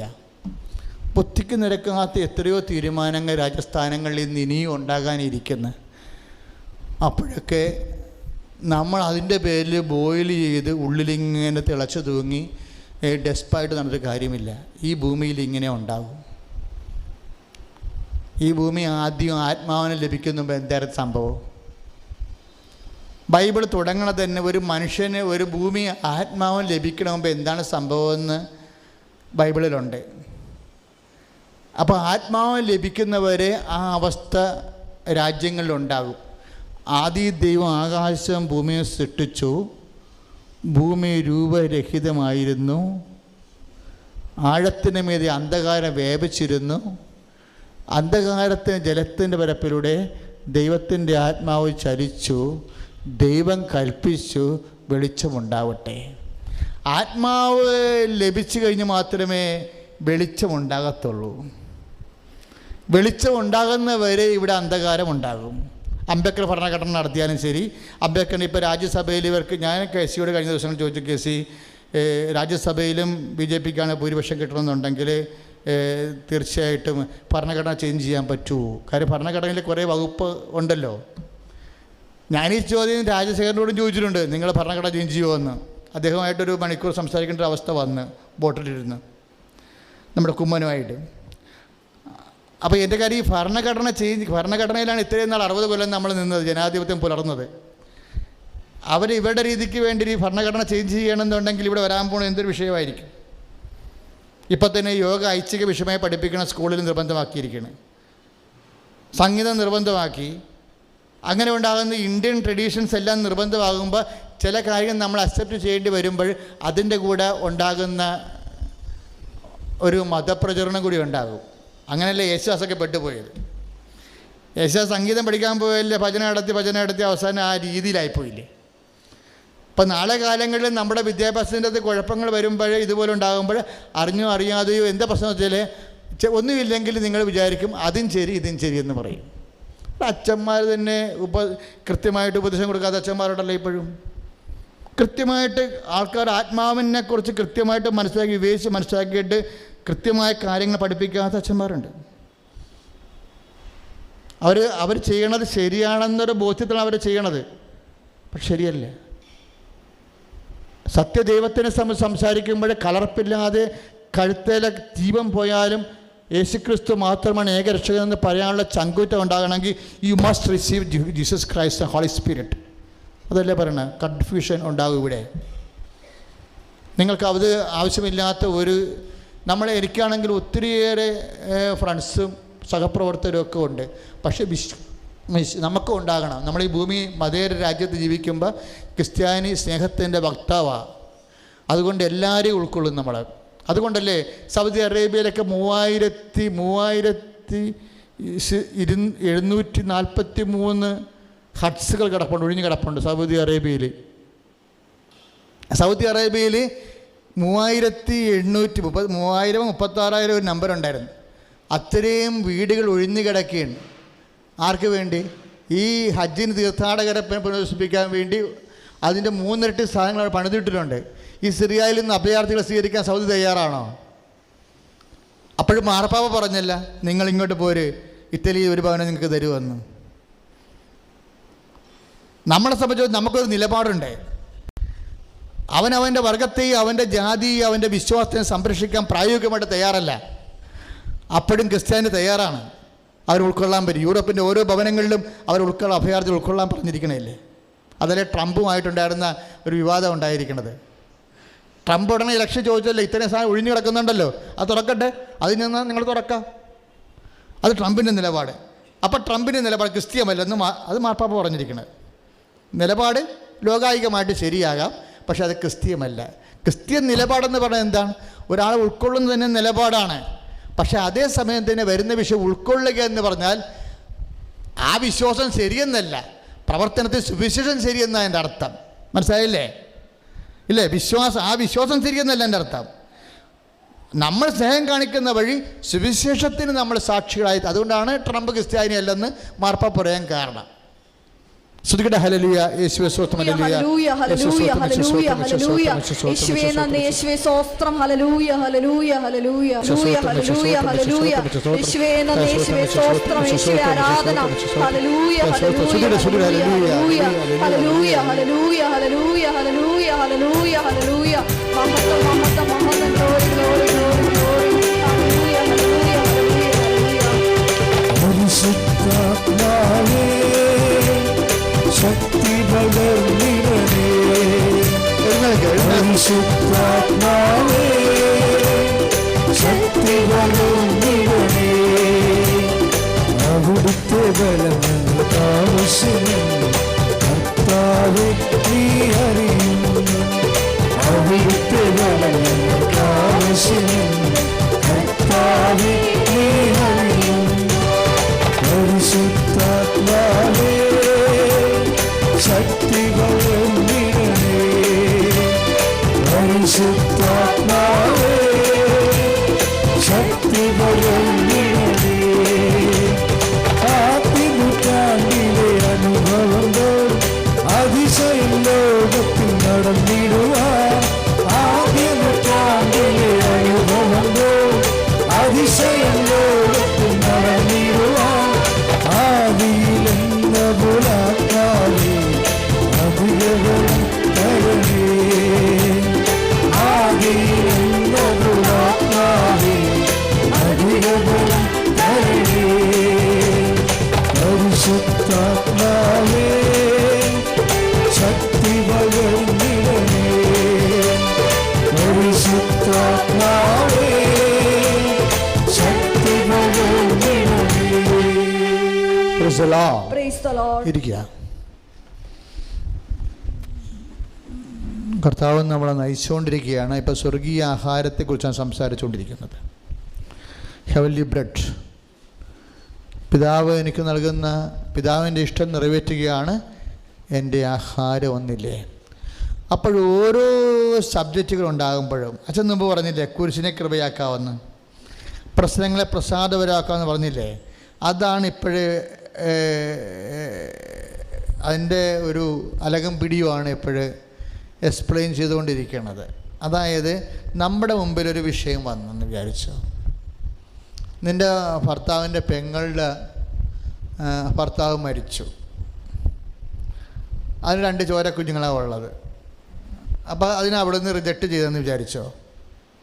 നിൻ്റെ ഭർത്താവിൻ്റെ പെങ്ങളെ അവളെ കെട്ടിച്ച് വിട്ട് നിർഭാഗ്യവശാൽ വാഹനാപകടത്തിൽ അവരെ മരിച്ച് 2 മുട്ടക്കുഞ്ഞുങ്ങളുമായിട്ടിരിക്കുകയാണ്. അപ്പോൾ ഉടനെ ഭർത്താവിന് ഒരു പരിങ്ങൽ. കാര്യം എന്താ? അവൾ പെങ്ങളല്ലേ, നമ്മുടെ ശരീരത്തിൻ്റെയും ഒരു അംശമല്ലേ. അവളിങ്ങനെ പട്ടിണിയും കിടന്ന് അവിടുത്തെ കുത്തുനോടും മേടിച്ച് കിടക്കുമ്പോൾ ഇവന് ഇവിടെ ഭക്ഷണം കഴിക്കാനൊരു ബുദ്ധിമുട്ട്. അവളെ വിളിച്ചുകൊണ്ട് വരട്ടെ എന്ന് സ്വന്തം ഭാര്യയോട് ചോദിച്ചാൽ ഭാര്യ എന്ത് പറയുമെന്നുള്ളത് ഉള്ള ബന്ധം അതിനാലെ തീർന്നും വരും. അപ്പോൾ ഇങ്ങനെയൊക്കെ ഉള്ള ഓരോ പ്രശ്നങ്ങൾ വരുമ്പോൾ എന്നിട്ട് ഭാര്യ എന്താ പറയണത്? നിങ്ങൾക്കറിയാം ഇപ്പം നിങ്ങളെന്താ മിണ്ടാത്ത, എനിക്കറിയാം നിങ്ങളിപ്പോൾ എന്താ മിണ്ടാത്ത മോന്തം കയറ്റി നടക്കണമെന്ന്. അവളെ വിളിച്ചുകൊണ്ട് വരാൻ വേണ്ടിയല്ലേ. ഓരോ വീട്ടിലെ ചരിത്രം നിങ്ങൾക്കറിയാവാ. ഓരോ വീട്ടിൽ ഇങ്ങനെ വന്ന് പെമ്മങ്ങൾക്ക് ആവുമ്പോൾ വന്ന് അവരുടെ മക്കൾ വളർന്നു വരുമ്പോൾ നമ്മുടെ മക്കളാട് ഗുസ്തി ഉണ്ടാക്കി നമ്മുടെ മക്കളെ കല്യാണം നടത്താതിരിക്കുകയും ചെയ്യും. നിങ്ങൾ അവസാനം എനിക്കും മക്കൾക്കും ആരും ഇല്ലാണ്ടാവും, നിങ്ങൾ ആങ്ങളെയും പെങ്ങളും കൂടും ഇല്ലേ. ഇങ്ങനെ നമ്മൾ പറയും. സ്വാഭാവികമായിട്ട് എല്ലാ വീട്ടിലും തന്നെ പറയുന്നുണ്ട്. ഒരു 60% വീട്ടിൽ പറയുന്നുണ്ട്. ഇതൊരു ഇഷ്യൂ ആണെന്ന് വിചാരിച്ചു. ഇവിടെയാണ് പ്രശ്നം. എപ്പോഴെങ്കിലും നമ്മൾ ചിന്തിക്കണം നമ്മൾ ഈ ലോകത്തിൻ്റെതല്ലെന്ന്. ഈശോ പറഞ്ഞില്ലേ എൻ്റെ രാജ്യം ഐഹികമാണ് ചിന്തിക്കുമ്പോഴാണ് ഈ വിഷയങ്ങളെല്ലാം വരണത്. വിശ്വാസം എങ്ങനെ ആക്ടിവേറ്റ് ചെയ്യണമെന്നാണ് പറയണത്. ഗലാത്യർ 5:6 പറയണത് എങ്ങനെയാണ്? സ്നേഹത്താൽ പ്രവർത്തനം നിരതമായിരിക്കണമെന്നല്ലേ. ഇപ്പോഴും നമ്മളെ അങ്ങനെ ആ പെങ്ങളെയും 2 മക്കളെയും കൊണ്ടുവരണം എന്ന് വിചാരിച്ചു. നിങ്ങൾക്ക് അതിനുള്ള വിശ്വാസത്തിൻ്റെ അപ്ഗ്രേഡേഷൻ ഉണ്ടെങ്കിൽ നിങ്ങൾ കൊണ്ടുവരും. വിശ്വാസം ഇല്ലെങ്കിൽ നിങ്ങൾ കൊണ്ടുവരത്തില്ല. ഇപ്പോൾ ആ വല്യപ്പനോട് എന്താ പറഞ്ഞത്? സ്വിറ്റ്സർലൻഡിലും കാനഡയിലും മക്കളുണ്ടായിരുന്ന വല്യപ്പൻ ഇപ്പോൾ കെട്ടിയെടുത്ത് പോകാൻ നേരത്തെ പടവും പിടിപ്പിച്ച് കുരിശും കൊന്തയൊക്കെ ഊരിക്കളേ. അത് ഈ സിമിത്തേരി ചെല്ലുമ്പോൾ ആദ്യം ഊരണത് ഇങ്ങനെ വലിയ ആഘോഷമായിട്ട് കുരിശൊക്കെ ഇടുമെങ്കിൽ കുരിശ് വലിച്ച് ഊരിക്കളയും, കൊന്ത ഊരിക്കളയും, കെട്ട് പൊട്ടിക്കും, താടിക്കെട്ട് പൊട്ടിക്കും, തലേണി ഊരി മാറ്റും, കിടക്കും ഇല്ലേ. ഇപ്പോഴത്തെ കണ്ടീഷനിൽ കിടന്നിട്ടും കാര്യമില്ല. ഇപ്പോൾ കിടന്ന് കഴിയുമ്പോൾ നമ്മൾ മണ്ണിടുമല്ല. മണ്ണിടുമ്പോൾ ഇപ്പം നമ്മുടെ അപ്പൻ്റെ നെഞ്ചത്ത് നോക്കി നിൽക്കണം മണ്ണിട്ടെന്ന് വിചാരിച്ചു. ഇത് അവൻ ചോദിക്കും അപ്പം എങ്ങനെയാണെന്ന്. കേരളം അങ്ങനെയല്ലേ. എന്തിപ്പോൾ ഒരുത്തിനെ കയറ് പിടിപ്പിച്ച് നമ്മൾ എടത് ഞാൻ ഇന്ന് പിരിക്കട്ടെ കേട്ടാ, ഇന്ന് പിരിക്കട്ടെ, ഒന്ന് പിടിച്ചോന്ന് പറയും. പിരിച്ച് കഴിയുമ്പോൾ അപ്പം എങ്ങനെ, വൈകിട്ട് എന്താ പരിപാടി എന്ന് ചോദിക്കണേന് ചോദിക്കണേ എന്താണ് അപ്പം എങ്ങനെയാണെന്ന്. അതായത് തൊട്ടാൽ നമുക്ക് മദ്യവാ. അപ്പൻ്റെ നെഞ്ചത്ത് മണ്ണ് നോക്കുന്ന മണ്ണിട്ടാലും ചോദിക്കും, അവന് നമ്മളോട് ചോദിക്കും അപ്പം എങ്ങനെയാണെന്ന് ചോദിക്കും. അതായത് ആ സ്നേഹമൊക്കെ മനുഷ്യൻ്റെ ഈ മധ്യ സംസ്കാരം വന്നപ്പോൾ ആ അടിസ്ഥാന സ്നേഹം അങ്ങ് അവസാനിക്കുക. കേരളത്തിൽ അടിസ്ഥാന സ്നേഹം അങ്ങ് അവസാനിക്കുക. ഇവിടത്തിലേക്കാണ് നിങ്ങൾ ഇപ്പോഴ് കൃപയാഭിഷേകമായിട്ട് പോകുന്നത്. ഇതിന് എങ്ങനെ ഇൻട്രാക്ട് ചെയ്യേണ്ടതെന്നാണ് അച്ഛൻ പറഞ്ഞുകൊണ്ടിരിക്കുന്നത്. എന്ന് വെച്ച് കഴിഞ്ഞാൽ ഇപ്പോഴേ അപ്പച്ചൻ തിരിച്ചു പോകുമ്പോൾ ഈശോ പറഞ്ഞത് നിൽ ബാലൻസ് എന്നാണ്. എന്ന് വെച്ച് കഴിഞ്ഞാൽ നിത്യതയ്ക്ക് വേണ്ടി ഒന്നും സമ്പാദിച്ചില്ല, കൃപയില്ല, ആത്മാവാ. കാര്യം പണ്ട് കൂദാശ ലഭിച്ച അടിസ്ഥാന കൃപയുടെ പുണ്യത്തിൽ ദൈവരാജ്യത്തിൽ പ്രവേശിക്കാൻ പറ്റും. പക്ഷെ പ്രവേശിച്ച അച്ഛൻ്റെ പ്രശ്നം എന്താണ്? ഈ ബൈബിളിലൊരു സംഭവമുണ്ട്, 1 കൊറിന്ത്യൻസ്, അത് നിങ്ങൾ ശ്രദ്ധിക്കണം, ആരും വായിക്കത്തില്ലത്. 1 കൊറിന്ത്യൻസ് 15:41. 1 കൊറിന്ത്യൻസ് 15:41 എന്ന് വായിച്ചമ്മേനെ. സ്വർഗീയ ശരീരങ്ങളുണ്ട്, ഭൗമിക ശരീരങ്ങളുണ്ട്. സ്വർഗീയ ശരീരങ്ങളുടെ തേജസ് ഒന്ന്, ഭൗമിക ശരീരങ്ങളുടെ തേജസ് മറ്റൊന്ന്. സൂര്യൻ്റെ തേജസ് ഒന്ന്, ചന്ദ്രൻ്റേത് മറ്റൊന്ന്. നക്ഷത്രങ്ങളുടേത് വേറൊന്ന്. നക്ഷത്രങ്ങൾ തമ്മിലും തേജസ്സിന് വ്യത്യാസമുണ്ട്. ഇപ്രകാരം തന്നെയാണ് മരിച്ചവരുടെ പുനരുത്ഥാനവും. പോരെ, അതാണ് പ്രശ്നം. അവസാനം പറഞ്ഞാണ് വെടിക്കെട്ട്. ഇപ്രകാരം തന്നെയാണ് ഒന്ന് പറഞ്ഞേ. ഇപ്രകാരം തന്നെയാണ് മരിച്ചവരുടെ പുനരുത്ഥാനം. അപ്പൊ കള്ളന്റെ സ്ഥാനം എവിടെയായിരിക്കും? വല്ല തറയിലുമായിരിക്കും. ആർട്ടി നിക്കറിവിട്ട് തറയിരിക്കും, ജയിലിരിക്കണ പോലെ. എടാ, ദൈവം നീതിമാനല്ലേ? ദൈവം നീതിമാനായത് കൊണ്ടല്ലേ ഈ മനുഷ്യൻ ഈ പരുവത്തിലാക്കേണ്ടി വരുന്നത്. കർത്താവിന് ഇങ്ങനെയാകേണ്ടി വന്നത് എന്താണ്? കൊളോസ്യസ് 3:25 അനുസരിച്ചല്ലേ തെറ്റ് ചെയ്യുന്നവൻ ശിക്ഷ മേടിക്കും, അക്കാര്യത്തിൽ മുഖം നോട്ടമില്ല. മനുഷ്യനെ ശിക്ഷിക്കാൻ പറ്റുന്നില്ലെങ്കിൽ പ്രകൃതിയെ ദൈവമായിരിക്കവേ ദൈവത്തോട് സമാധാനം മൃഗപ്പെടുന്ന കാര്യമായ പരിഗണിക്കാതെ ദൈവത്തോട് സ്ഥാനമുള്ള പുത്രൻ തമ്പുരാൻ തന്നെ മനുഷ്യനായിട്ട് മനുഷ്യൻ ചെയ്ത പാപത്തിന് ദൈവത്തിൻ്റെ തിരുസന്നിധിയിൽ ദൈവപ്രകൃതി പരിഹാരം ചെയ്യുകയാണ്. അതുകൊണ്ടാണ് പറഞ്ഞത്, പുറപ്രകാരമുള്ള ഹനനയാഗങ്ങളിൽ ഹോമയാഗങ്ങളിൽ ഞാൻ സംതൃപ്തനായില്ല. അപ്പോൾ ഞാൻ പറഞ്ഞു, അപ്പാ ഇതാ ഞാൻ വരുന്നു, അങ്ങനെ ഇഷ്ടം നിറവേറ്റുകയാണ് എൻ്റെ സന്തോഷമെന്ന്. അപ്പൻ്റെ ഇഷ്ടം നിറവേറ്റിയതാണിത്. അപ്പനോട് മനുഷ്യൻ ചെയ്ത പാപത്തിന് മനുഷ്യപ്രകൃതി ദൈവം തന്നെ സമാധാനം മൃഗപ്പെടുന്ന കാര്യമായി മനുഷ്യനായി മരണത്തോളം കുറിച്ച് മരണത്തോളം തന്നെ താഴ്ത്തി പരിഹാരം ചെയ്തപ്പോൾ അവൻ്റെ പരിഹാരത്തിൽ ദൈവം സംപ്രീതനായപ്പോൾ ആ സംപ്രീതിയാണ് കൃപ. അതാണ് ഞാൻ തിരഞ്ഞെടുത്ത എൻ്റെ ദാസൻ എന്ന് പറയുന്നത്. 12:18 മത്തായി പറയുന്നത് എന്താണ്? ഞാൻ തിരഞ്ഞെടുത്ത എൻ്റെ ദാസൻ, എൻ്റെ ആത്മാവ് പ്രസാദിച്ച എൻ്റെ പ്രിയപ്പെട്ടവൻ, അവൻ്റെ നാമത്തിലായിരിക്കും ഇനി കൃപയുണ്ടാകുന്നത്. കൈയടിച്ച് കർത്താവോട് ഹല്ലേലൂയ. കൃപ നമ്മളെ എന്താക്കി മാറ്റും? നമ്മളെ കൃപയെ ആർജിക്കുന്ന കൃപ. എങ്ങനെ കൃപയെ ആർജിക്കണത്? ദൈവത്തിൻ്റെ ഇഷ്ടം, ദൈവിക ആഹാരം കഴിക്കുമ്പോഴാണ് കൃപയെ ആർജിക്കണത്, ഇല്ലേ? നിങ്ങളറിയാത്ത ആഹാരം എനിക്കുണ്ടെന്ന് പറഞ്ഞില്ലേ 4:32? എൻ്റെ പിതാവിൻ്റെ ഇഷ്ടം നിറവേറ്റുകയാണ് എൻ്റെ ആഹാരം എന്ന് പറഞ്ഞില്ലേ? നമ്മുടെ ഇഷ്ടം മാറ്റി നിർത്തിക്കൊണ്ട് ദൈവത്തിൻ്റെ ഇഷ്ടം. കെട്ടിച്ച് വിട്ട പെങ്ങളിലെ ഭർത്താവും വണ്ടി ഇടിച്ച് മരിച്ചെങ്കിൽ ആ കുഞ്ഞുങ്ങളെ കൊണ്ടുവന്ന് നിർത്തുമ്പോൾ നമ്മുടെ കുഞ്ഞുങ്ങൾ അതിൻ്റെ കുഞ്ഞുങ്ങൾ വിളമ്പണം എന്നുണ്ടെങ്കിൽ തീർച്ചയായിട്ടും നമുക്ക് ഞെരുങ്ങുകയും ചെയ്യും, നമ്മൾ ഒതുങ്ങുകയും ചെയ്യും. പക്ഷെ നമ്മൾ സ്നേഹത്താൽ പ്രവർത്തനനിരതമായ വിശ്വാസത്തോടു കൂടി ഈശോയുടെ നാമത്തിലാണ് അവരെ സ്വീകരിക്കണമെന്നുണ്ടെങ്കിൽ you can receive Jesus Christ. അതാണ് 9:27 മർക്കോസിൻ്റെ സുവിശേഷം. ഈ ശിശുവിനെ എൻ്റെ നാമത്തിൽ സ്വീകരിക്കുന്നവൻ എന്നെ സ്വീകരിക്കണമെന്ന്. ബലഹീനമായതെന്തും, സ്വന്തം തന്നെത്താൻ നിൽക്കാൻ പറ്റാത്ത എന്തും, സപ്പോർട്ടീവ് ഇല്ലാത്ത എന്തിനേയും യേശുവിൻ്റെ നാമത്തിൽ സപ്പോർട്ട് ചെയ്യുമ്പോൾ you are supporting Jesus Christ. കൈ അടിച്ച്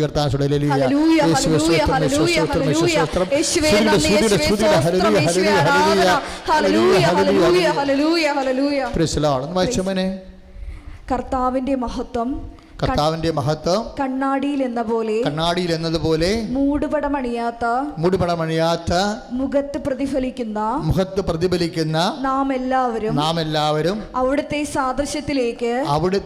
സാദൃശ്യത്തിലേക്ക് ശ്രദ്ധിക്കുക. ഒന്ന് പറഞ്ഞേ, അവിടുത്തെ സാദൃശ്യത്തിലേക്ക് മഹത്വത്തിൽ നിന്ന് മഹത്വത്തിലേക്ക് രൂപാന്തരപ്പെട്ടുകൊണ്ടിരിക്കുന്നു. മക്കൾ, ഇതാണ് പ്രോസസ്സ്. നമ്മൾ ദൈവത്തിൻ്റെ സാദൃശ്യത്തിലേക്കാണ്.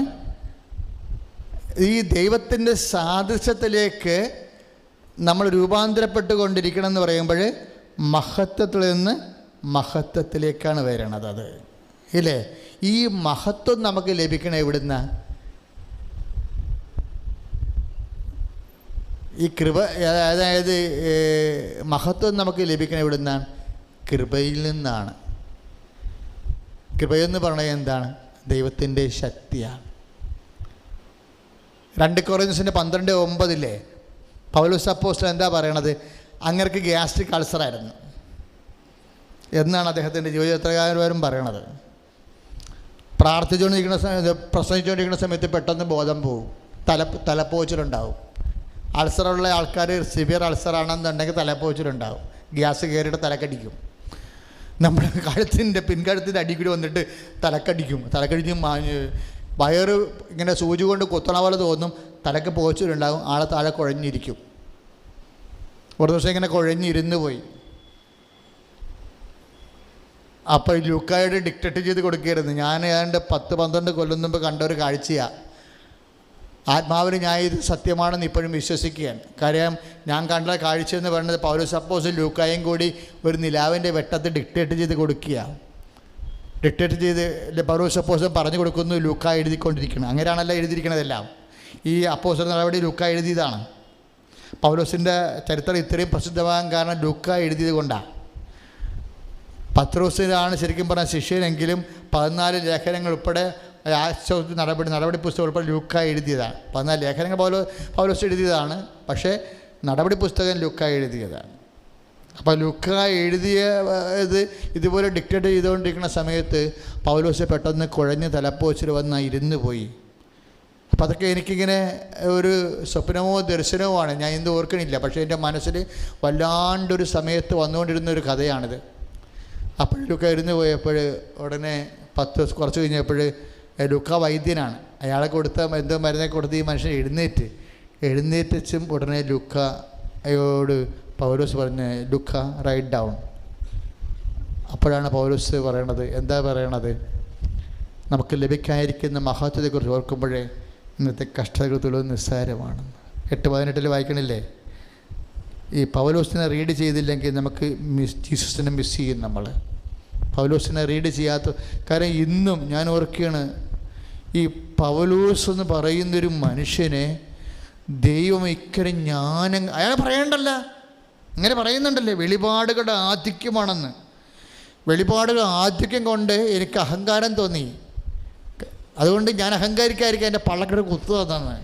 അതല്ലേ 2 കൊരിന്ത്യർ 12:9 വെളിപാടുകളുടെ ആധിക്യം ഉണ്ടാകുമ്പോൾ എന്ത് പറ്റും? അഹങ്കാരം ഉണ്ടാവും. ധനം ഉണ്ടെങ്കിൽ അഹങ്കാരം ഉണ്ടാവും, അധികാരം ഉണ്ടെങ്കിൽ അഹങ്കാരം ഉണ്ടാവും. പറഞ്ഞിട്ട് കാര്യമില്ല. മനുഷ്യന് ഇതൊക്കെ എന്തെല്ലാം കൊടുത്തു കഴിഞ്ഞാലും, എന്ത് കൊടുത്താലും മനുഷ്യന് മറ്റുള്ളവരൊക്കെ കൂടുതൽ കൊടുത്തു കഴിഞ്ഞാൽ അറിയാത്ത ഒരു ഔന്നത്യം ഉണ്ടാവും, അഹങ്കാരം ഉണ്ടാവും. അതുകൊണ്ട് അഹങ്കരിക്കാതിരിക്കാൻ വേണ്ടി ദൈവം ഒരു റെഗുലേറ്റർ കൊടുക്കും.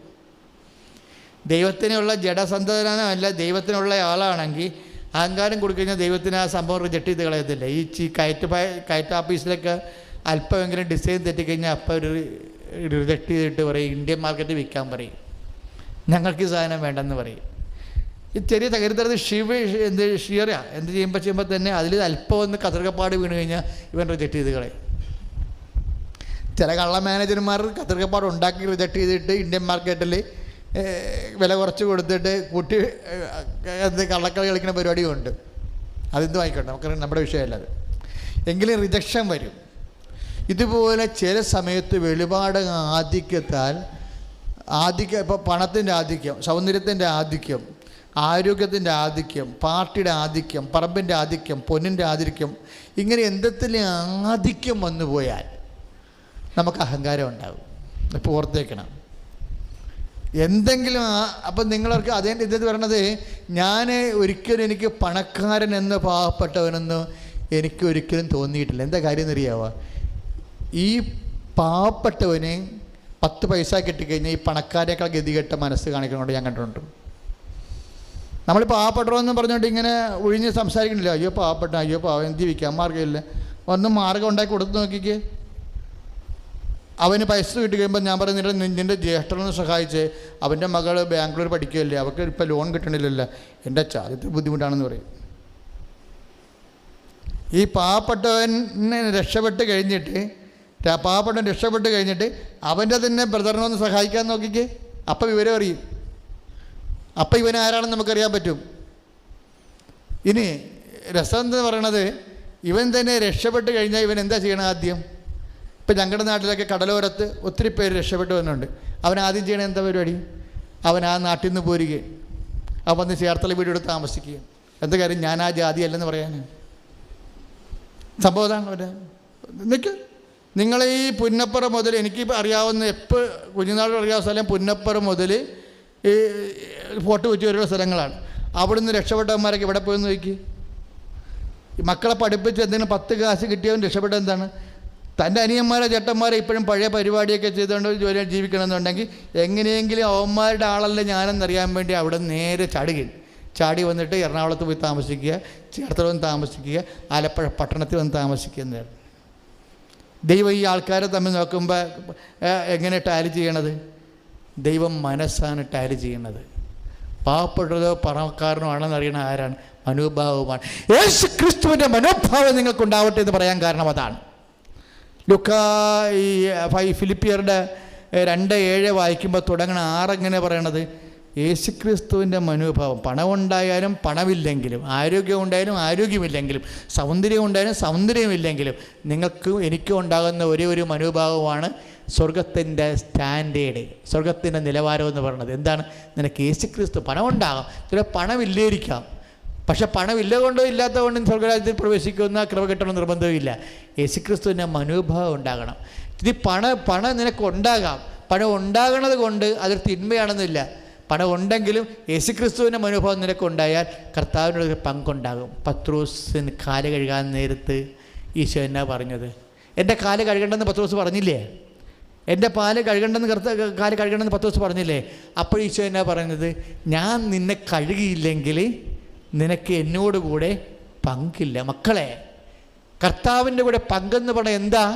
അവൻ നേടിയെടുത്ത കൃപയിലെ പങ്കാണ്. കൈയടിച്ച് കർത്താവ്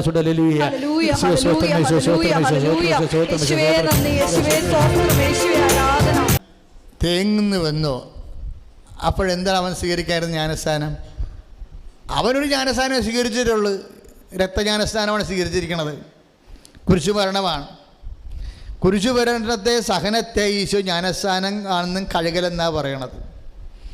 കർത്താവ് കഴുകലെന്ന് പറഞ്ഞാൽ എന്തിനാണ്? സഹനത്തെയാണ് കഴുകലെന്ന് പറയണത്. ഞാൻ നിന്നെ കഴുകുന്നില്ലെങ്കിൽ നിനക്ക് എന്നോട് പങ്കുണ്ടാവത്തില്ലെന്ന് 16 യോഹന്നാൻ 16:7 തൊട്ടിങ്ങനെ പറയണത് എന്താ കാര്യം? 13:7 എന്താ പറയണത്? നമ്മുടെ സഹനങ്ങളെ ദൈവത്തിൻ്റെ കഴുകലും ശുദ്ധീകരണവുമായിട്ട് ഏറ്റെടുക്കാൻ ഉള്ള തിരിച്ചറിവിൻ്റെ പേരാണ് മേൽവിശ്വാസം. ശ്രുതികട ഹല്ലേലൂയ, ഹല്ലേലൂയ, ഹല്ലേലൂയ, ഹല്ലേലൂയ, ഹല്ലേലൂയ, ഹല്ലേലൂയ, ഹല്ലേലൂയ, ഹല്ലേലൂയ, ഹല്ലേലൂയ, ഹല്ലേലൂയ, ഹല്ലേലൂയ, ഹല്ലേലൂയ. അതീത വിശ്വാസം എന്ന് പറയാം. അതീത വിശ്വാസം നിലവിലുള്ള വിശ്വാസത്തെക്കാൾ അധികരിച്ച വിശ്വാസം. ഈ സഹന സാഹചര്യങ്ങളെ അത് കർത്താവിൻ്റെ നാമത്തിൽ എടുക്കണ ഒരു ജ്ഞാനസ്ഥാനമാണെന്ന് പറയുമ്പോൾ അതാണ് പത്രോസ് പറഞ്ഞു, ഞാൻ നിന്നെ കഴുകുന്നില്ലെങ്കിൽ നിനക്ക് എന്നോടുകൂടെ കൃപയുണ്ടാവത്തില്ല, ഞാൻ നേടിയെടുത്ത കൃപയിൽ പങ്കില്ല എന്ന് പറയും. അപ്പോൾ പത്രോസ് പറയും, കർത്താവ്, എൻ്റെ പെണ്ണുമ്പിള്ള, എൻ്റെ വൈഫ്, എൻ്റെ മക്കൾ, എൻ്റെ കുടുംബം. ഞാൻ പത്രോസിൻ്റെ വീട്ടിൽ ചെന്നപ്പോൾ പത്രോസിൻ്റെ 2000 കൊല്ലങ്ങൾക്ക് മുമ്പുള്ള കുടുംബം വരെ അവിടെ ഈ ഇസ്രയേലിൻ്റെ ഭൂഗർഭശാസ്ത്രജ്ഞന്മാരെ തുറന്ന് വെച്ചിരിക്കുക. പത്രോസിൻ്റെ 2000 വർഷങ്ങൾക്ക് മുമ്പുള്ള വീട് കഫർനാമിൽ ഇന്നും ആ ഗ്രാമത്തിൽ ഇസ്രയേലിൻ്റെ ഈ ആർക്കിയോളജിസ്റ്റുകൾ തുറന്ന് വെച്ചിരിക്കുക. അപ്പോൾ അതിന് പത്രോസിൻ്റെ വാതിക്കൽ വേറൊരു സിനഗോഗുണ്ട്. ഈശോ ആദ്യം പ്രസംഗിച്ച സിനഗോഗ്. ആ സിനഗോഗിൻ്റെ അവിടെ 2000 കൊല്ലങ്ങൾക്കായി 4 സിനഗോഗ് അവിടെ പണിതിട്ടുണ്ട്.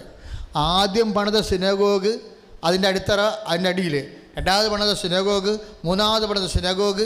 ഇങ്ങനെ ഓരോരോ കാലങ്ങൾക്ക് ഇസ്രയേൽ ഈ അടിത്തറ പണിയുന്നതിനുള്ള വാസ്തുശില്പത്തിൻ്റെ ശാസ്ത്രങ്ങളുടെ പുരോഗതിയും വികസനവും പരിണാമവും നമുക്ക് നേരെ നോക്കുന്ന കാണാൻ പറ്റുന്നുണ്ടെങ്കിൽ ആ സിനഗോഗ് ഉണ്ടാക്കിയ അതേ അടിത്തറ തന്നെയാണ് പത്രോസിൻ്റെ വീടിനുള്ളത്.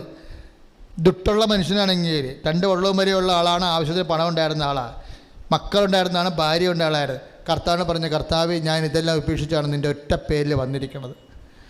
നിനക്ക് ഇത്രയും കഷ്ടപ്പെട്ട് ഞാൻ നിൻ്റെ കൂടെ വന്നിട്ട് അവസാനം നിന്നോടുകൂടെ എനിക്ക് പങ്കില്ല എന്നുണ്ടെങ്കിൽ എൻ്റെ കാലും തലയും കൂടി കഴുകി എനിക്ക് 2 പങ്ക് വേണം. ഞാൻ അത്രയും കഷ്ടപ്പെട്ടിട്ടുണ്ട്. നീ കുളി കഴിഞ്ഞവനാടാ എന്ന് പറഞ്ഞ് നിൻ്റെ അനുതാപമാണ്. ആദ്യം കുമ്പസാരിച്ച ഇവനാണല്ല. ആദ്യം ഈശോനോട് കുമ്പസാരിക്കുന്നത് പത്രോസാണ്. മീൻ പിടിച്ചപ്പോഴേ അധികാരം കിട്ടിയപ്പോൾ അനുതാപം ഉണ്ടായ ഒരു മനുഷ്യനാണ്. അധികാരം കിട്ടി, പണം കിട്ടി, മീൻ നിറച്ച് 2 വള്ളങ്ങളും 3,600 കിട്ടിയപ്പോൾ, പണം കയറി വന്നപ്പോൾ, അധികാരം കയറി വന്നപ്പോൾ, സ്വാധീനം വന്നപ്പോൾ അനുതാപം വന്ന മനുഷ്യനാണ് പത്രോസ്. അയാൾ കാലേ കെട്ടി വീണ്ടും പറഞ്ഞ്, എന്നെ വിട്ടുപോ, ഞാൻ പാവിയാണ്. ആദ്യത്തെ കുമ്പസാരമാണ് സുവിശേഷം പറയണത്. അതുകൊണ്ടാണല്ലോ അവൻ്റെ ആ ഒരു നിലപാട് കൊണ്ടാണ് പത്രോസിനോട് കർത്താവ് അവസാനം വരെ അവനെ കീപ്പ് ചെയ്യണത്. കാര്യം ഏറ്റവും നല്ല വിദ്യാഭ്യാസമുള്ള ആൾ യോഹന്നാനാണ്, സീനിയോറിറ്റി അന്ത്രോസിനാണ്. ഈ ആൾക്കാരൊക്കെ എല്ലാത്തിനെയും ധൈര്യം തോമാസ്ലിയേക്കാണ്. ഈ ധൈര്യമോ സീനിയോറിറ്റി വിദ്യാഭ്യാസം നോക്കാതെ സിൻസിയർ ആൻഡ് സീരിയസ് പത്രോസിനെ തന്നെ എടുത്ത എന്താ കാര്യം? അവൻ്റെ ഈ ഒരു അവസ്ഥയാണ്. ദൈവത്തിൻ്റെ കൂടെ നിൽക്കണമെങ്കിൽ ദൈവത്തിൻ്റെ മനസ്സ് പഠിക്കണം. അവന് സ്വന്തം ആരും പഠിച്ചുണ്ടാക്കിയതല്ല, അവൻ സ്വന്തമായിട്ട് പറഞ്ഞു, എന്നെപ്പോലെ ഒരാളിൻ്റെ കൂടെ നിൽക്കേണ്ട ആളല്ല നീ, നിന്നെപ്പോലെ ഒരാളിൻ്റെ കൂടെ നിൽക്കേണ്ട ആളല്ല ഞാൻ പാപിയാണ്, എന്നെ വിട്ടു പോകണം എന്നാണ് പറഞ്ഞത്. ഇത് കണ്ണുനീരോടെയാണ് പറയണത്. കുഴപ്പമില്ല. ഇപ്പം തന്നെ അതേ ദൈവത്തിന് നമ്മളൊന്ന് അനുതാപപ്പെട്ട് നമ്മുടെ സത്യസന്ധമായി നമ്മൾ എളിമപ്പെട്ട് കഴിഞ്ഞാൽ ദൈവം എളിമയുള്ളവർക്ക് കൃപ കൊടുക്കണമെന്ന് പറഞ്ഞില്ലേ?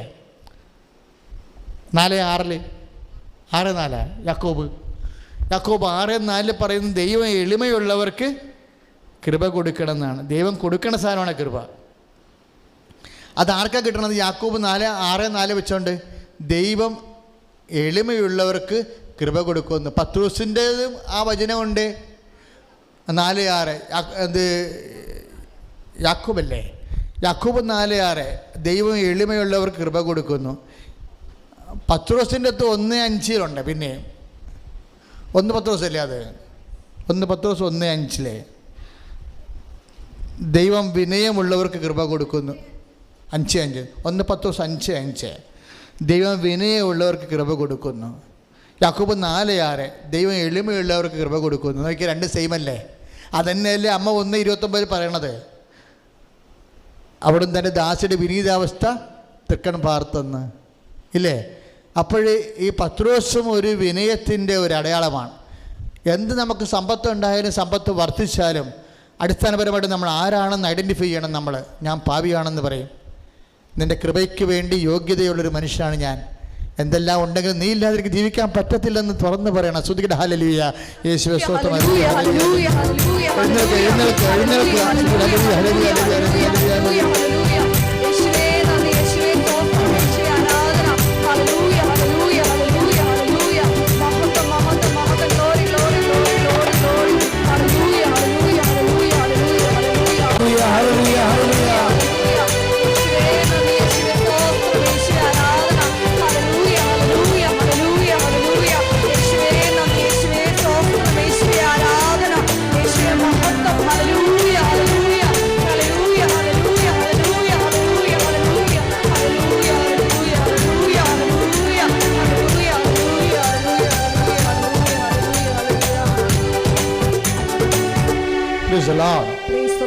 പ്രിയമുള്ളവരെ, നമ്മുടെ ഈശോ നമ്മളെ കാണിച്ചുകൊണ്ടിരിക്കുന്ന ഇതാണ്. അതായത് യോഹന്നാൻ്റെ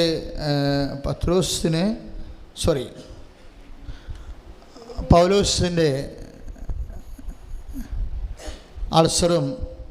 അൾസറിനോടുകൂടി ആ മനുഷ്യന് ഉണ്ടായിട്ടുള്ള അത്രയും മരണകരമായ നരകം പിടിച്ച വേദനയാണ് ആ മനുഷ്യൻ അനുഭവിക്കുന്നത്.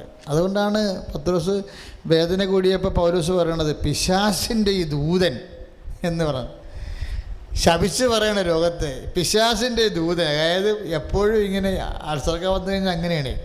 അല്പം ഭക്ഷണം കഴിച്ചാൽ അപ്പോൾ തന്നെ ടോയ്ലറ്റിൽ പോകാൻ തോന്നും, ബോധം പോവും, ശരീരം എപ്പോഴും കൊലുസാകും, ഗ്യാസ് കയറും, തലപ്പോച്ചിലുണ്ടാകും, പല പരിപാടിയാണ്.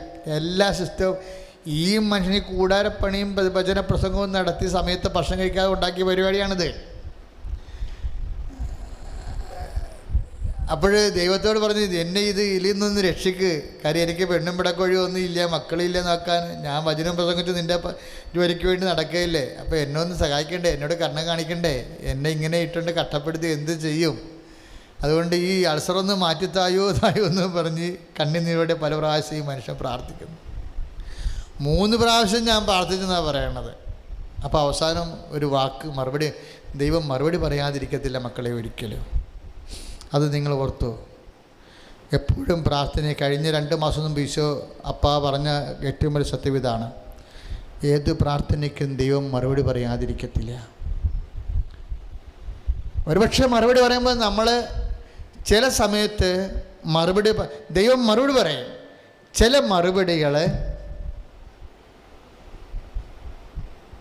നമ്മുടെ ജീവിതം കഴിഞ്ഞായിരിക്കും ഉത്തരം കിട്ടണത്. എല്ലാ പ്രാർത്ഥനയ്ക്കും ദൈവം മറുപടി പറയും. തൻ്റെ ദാസനും തൻ്റെ ദാസിയും വിശ്വാസത്തോടെ, സ്നേഹത്തോടെ, പ്രത്യാശയോടെ പ്രാർത്ഥിക്കുന്ന ഒരു കാര്യത്തിന് പോലും ദൈവം മറുപടി പറയാതിരിക്കത്തില്ല. ചില മറുപടികൾ ഈ ലോകത്ത് വെച്ച് നമുക്ക് പ്രതീക്ഷിക്കേണ്ട. ഈ ലോകത്ത് വെച്ച് മറുപടി കിട്ടാത്ത ചോദ്യത്തിന് ഉത്തരമുണ്ട്. കർത്താവിൻ്റെ അടുത്ത് നമുക്ക് മറുപടി കിട്ടിയിരിക്കും. ഞാൻ എപ്പോഴും ചിന്തിക്കണം എന്തറിയാമോ, എൻ്റെ ട്രഷർ എന്താണെന്ന് ഞാൻ എപ്പോഴും എൻ്റെ അക്കൗണ്ട് ഞാൻ പരിശോധിക്കും. എൻ്റെ അക്കൗണ്ട് എന്താണെന്ന്, കർത്താവിൻ്റെ മുമ്പിൽ എൻ്റെ അക്കൗണ്ട് എന്താണ്. മക്കളെ, കേൾക്കപ്പെടാത്ത പ്രാർത്ഥനയാണ് അക്കൗണ്ട്. കേട്ട പ്രാർത്ഥന എന്ന് പറയുമ്പോൾ അനുഗ്രഹമല്ലേ അത് നമ്മൾ യൂസ് ആൻഡ് ത്രോ പോകത്തില്ലേ. കേൾക്കപ്പെടാത്ത പ്രാർത്ഥന വിശ്വാസം നിക്ഷേപമല്ലേ വരണത്. അത് ദൈവതിരുസന്നിധിയിലല്ലേ, അത് ആത്മാവിന് മഹിമയായിട്ട് വീണ്ടും നമുക്ക് റീഇംബേഴ്സ് കിട്ടത്തില്ലേ. ഇവിടെ എന്താ സംഭവിച്ചത്? അപ്പാ എന്ന് വിളിച്ച് ഗുരുജക്കടം നിലവിളിച്ചില്ലേ, എന്നെ എന്താണ് ഉപേക്ഷിച്ചതെന്ന്. അപ്പം മിണ്ടിയില്ല. അവസാനം ചോദിച്ചു, അവസാനത്തെ പ്രാർത്ഥന അതല്ലേ. അപ്പം ഈ ഈച്ചകീർക്ക് ആർക്കണപ്പാ എൻ്റെ അമ്മ താഴെ നിൽക്കണത്, ഞാൻ തുണിയില്ലാതെ ഈ മാഗ്ദലന മറിയത്തിൻ്റെയും പെണ്ണുങ്ങളുടെ മുമ്പിലൊക്കെ ഇങ്ങനെ കുരിശത്ത് തൂക്കി കിടക്കണപ്പാ, ഇന്ന അപ്പന് പോലും എന്നെ വേണ്ടപ്പാ, അപ്പാ എന്നെ ഉപേക്ഷിച്ചാന്നിങ്ങനെ കണ്ണുനീരായിട്ട് ചോദിക്കും. മറുപടിയില്ല.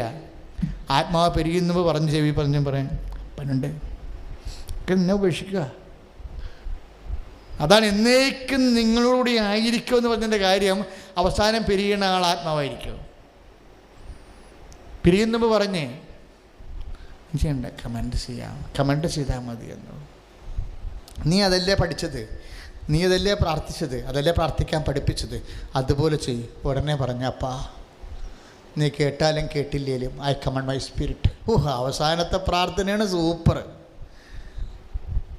അവസാനത്തെ പ്രാർത്ഥന എന്താ ചെയ്യണത്? അപ്പാ എന്തുകൊണ്ട് എന്നെ ഉപേക്ഷിച്ച് ചോദിച്ചില്ലേ, എന്നിട്ട് അതിനെ ഈശ്വരൻ ചെയ്ത ഉടനെ ആ പ്രാർത്ഥന കേൾക്കുന്നില്ല എന്ന് ചോദിച്ചെന്ന് കണ്ടപ്പോൾ ഉടനെ പറഞ്ഞ് അപ്പാ എൻ്റെ കൂടെ എന്നും ഉണ്ടായത് എൻ്റെ അഭിമാനവും എൻ്റെ ധൈര്യവും നീയായിരുന്നു. ഞാൻ നിങ്ങളോടൊക്കെ പറഞ്ഞതാണ്, നിങ്ങളെല്ലാവരും എന്നെ ഇട്ടേച്ചും പോകും, എൻ്റെ അപ്പ എന്നെ ഉപേക്ഷിക്കത്തില്ല. അപ്പാ നീ ഉപേക്ഷിച്ച അപ്പാ എന്ന് പറഞ്ഞിട്ട് കരയുമ്പോഴും ഉത്തരവില്ല. ഉടനെ ആത്മാ പറഞ്ഞു, നിനക്ക് ഉത്തരവുണ്ടല്ലോ ജീസസ്, എപ്പോഴും നീ ആ ഉത്തരം പറയുമെന്ന് പറയാം. അപ്പാ കേട്ടാലും കേട്ടില്ലേലും അപ്പാ ഐ കമണ്ട് മൈ സ്പിരിറ്റ്, എൻ്റെ ആത്മാവിനെ ഞാൻ ഏൽപ്പിക്കുന്നു. അവൻ തലചായ്ച്ച് ഉറങ്ങി. അപ്പ പ്രാർത്ഥന കേട്ടു. പ്രാർത്ഥന കേൾക്കും.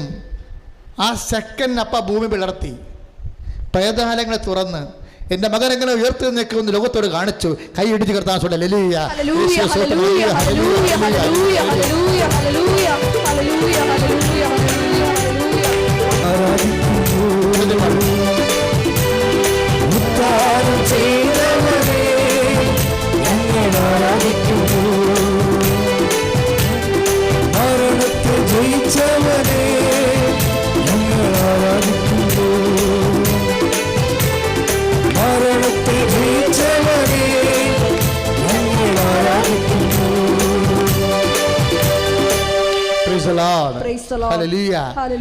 ചില പ്രാർത്ഥന ഇതുപോലെ വരും. എപ്പോഴും എൻ്റെ മക്കൾ ഓർത്തേക്കണം. ഞാൻ എന്തുമാത്രം കഷ്ടപ്പെട്ട് കുഞ്ഞുനാൾ മുതൽ ക്രിസ്ത്യാനിയായിട്ട് ജീവിക്കുകയായിരുന്നു. ഒരു പ്രാർത്ഥനയും ഇല്ല, പള്ളിയില്ല, പള്ളി ചേക്കാല പള്ളിയിലും പോകത്തില്ല. പട്ടിയുടെ ജീവിതം ജീവിച്ചവനൊക്കെ ഇപ്പോൾ വലിയ വലിയ ആൾക്കാരായി പോയി. ഞാൻ ഒരിടത്ത് എത്തിയില്ല എന്നും പറഞ്ഞില്ല ധ്യാനം തുടങ്ങിയത് ഇല്ലേ. അതിനിപ്പം മറുപടി പറയേ. അപ്പം എനിക്ക് മറുപടി എന്നോട് പറയാഞ്ഞുകൊണ്ടാണ് ഞാൻ മിണ്ടോടഞ്ഞ് ഇപ്പം മറുപടി പറയുകയാണ്. കേൾക്കപ്പെടാത്ത പ്രാർത്ഥനയാണ് നിൻ്റെ ആസ്തി എന്ന്.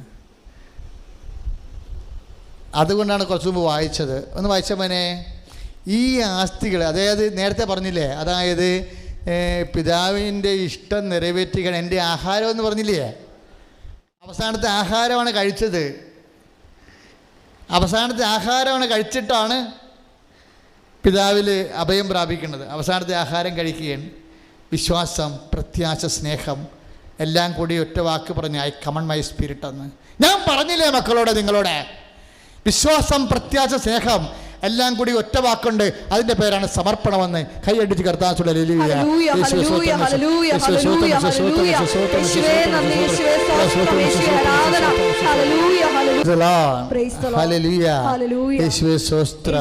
ഈ അറിയാത്ത ആഹാരം പിതാവിൻ്റെ ഇഷ്ടം നിറവേറ്റുന്നതാണ് എൻ്റെ ആഹാരമെങ്കിൽ ആ ആഹാരമാണ് പൗലോസ് അപ്പോസ്തലൻ കഴിക്കാൻ വേണ്ടി കൊടുത്തിരിക്കുന്നത്. അതാണ് അവൻ അൾസറായിട്ട് അനുഭവിക്കുന്നത്. അത് മാറ്റിത്തരാൻ വേണ്ടി അവൻ കണ്ണുനീരോടെ പ്രാർത്ഥിക്കുന്നത്. പ്രാർത്ഥിക്കുമ്പോഴാണ് ഈ സത്യം പറയണത്. My grace is sufficient for you. അതവിടെ ഇരിക്കട്ടെ. I don't want to take it. അത് ഞാൻ എടുക്കത്തില്ല, നിൻ്റെ സഹകരണം ഞാൻ തിരിച്ചെടുക്കത്തില്ല. പക്ഷേ I will give another thing, my grace. അതാ 2 Corinthians 12:10. നിനക്ക് എൻ്റെ കൃപ മതി എന്ന് അവിടെ വെച്ചാണ് ആദ്യം പറയണത്, കൃപയെക്കുറിച്ച് പറയണത്. നിനക്കെൻ്റെ അനുഗ്രഹം മതി എന്നല്ല, നിനക്കെൻ്റെ കൃപ മതി.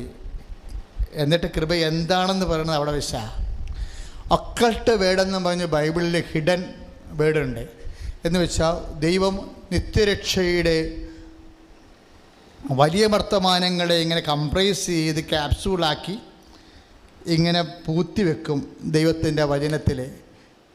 അധികം പ്രാവശ്യം പറയത്തില്ല, ഒറ്റ പ്രാവശ്യം പറയത്തുള്ളൂ. കേൾക്കാൻ ചെവിയുള്ള മാത്രം കേട്ടാൽ മതിയെന്ന് നിലപാടാണ്, ബൈബിളിൻ്റെ പൊതു നിലപാടാണ്. കേൾക്കാൻ ചെവിയുള്ളവനെന്ന് വെച്ച് കഴിഞ്ഞാൽ ശ്രവണാഭിഷേകം കൊടുത്തിട്ടുള്ളവർ മാത്രം മനസ്സിലാക്കാൻ വേണ്ടി ചില കാര്യങ്ങൾ നിഗൂഢമാക്കി വെക്കുമെന്ന്. അങ്ങനെ ഒരു നിഗൂഢമാക്കി വെച്ചിരിക്കുന്ന സംഭവമാണ് കൃപ. ഒറ്റ പ്രാവശ്യം അവിടെ പറയുന്നുള്ളൂ. എന്താണ്? എല്ലാ സഹനങ്ങളിലെ വെച്ച് കണ്ണുനീരോടെ പ്രാർത്ഥിക്കുമ്പോൾ അപ്പാ പിശാചിൻ്റെ ദൂതൻ എന്ന് വിട്ടുപോകാൻ വേണ്ടി കണ്ണുനീര് ഞാൻ പ്രാർത്ഥിച്ചു. അപ്പോൾ എന്നോട് പറഞ്ഞു, my grace is sufficient for U, നിനക്ക് എൻ്റെ കൃപ മതിയെന്ന്. അടുത്ത വാക്കാണ് വിട്ടിവിട്ട് വാക്ക്. എന്താണ്? എന്തെന്നാൽ ബലഹീനതയിലാണ് ദൈവത്തിൻ്റെ ശക്തി പ്രവർത്തിക്കുന്നത്. അവിടെയാണ് പ്രശ്നം വരുന്നത്. അതാണ് കറക്റ്റ്. അതായത് നിനക്കെൻ്റെ കൃപ മതിയെന്ന് പറഞ്ഞില്ലേ, എന്തെന്നാൽ ബലഹീനതയിലാണ് ദൈവത്തിന് കൃപ പ്രവർത്തിക്കണമെന്നല്ലേ പറയേണ്ടത്. അതിന് പകരം പറഞ്ഞത് എന്താ? എന്തെന്നാൽ ബലഹീനതയിലാണ് ദൈവത്തിൻ്റെ ശക്തി പ്രവർത്തിക്കുന്നത്. അപ്പോൾ കൃപ എന്താണ്? ദൈവത്തിൻ്റെ ശക്തി. അപ്പോൾ നമ്മൾ ആദ്യം എന്താ കണ്ടത്?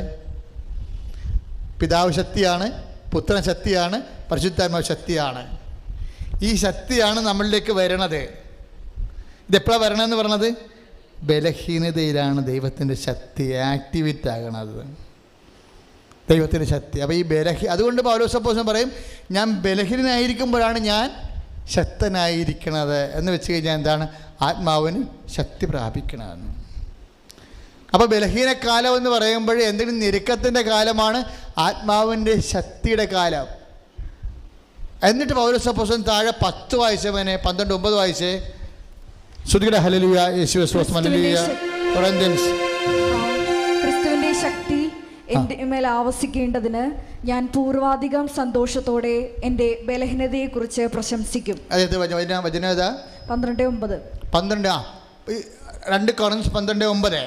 അതായത് എന്ന് പറഞ്ഞ ക്രിസ്തുവിന്റെ ശക്തി എന്നിട്ട് പറഞ്ഞ ക്രിസ്തുവിന്റെ ശക്തി എന്നിലേക്ക് ആവസിക്കാൻ വേണ്ടി ഞാൻ എൻ്റെ ബലഹീനതയോർത്ത് പ്രശംസിക്കും, സ്തുതിക്കും.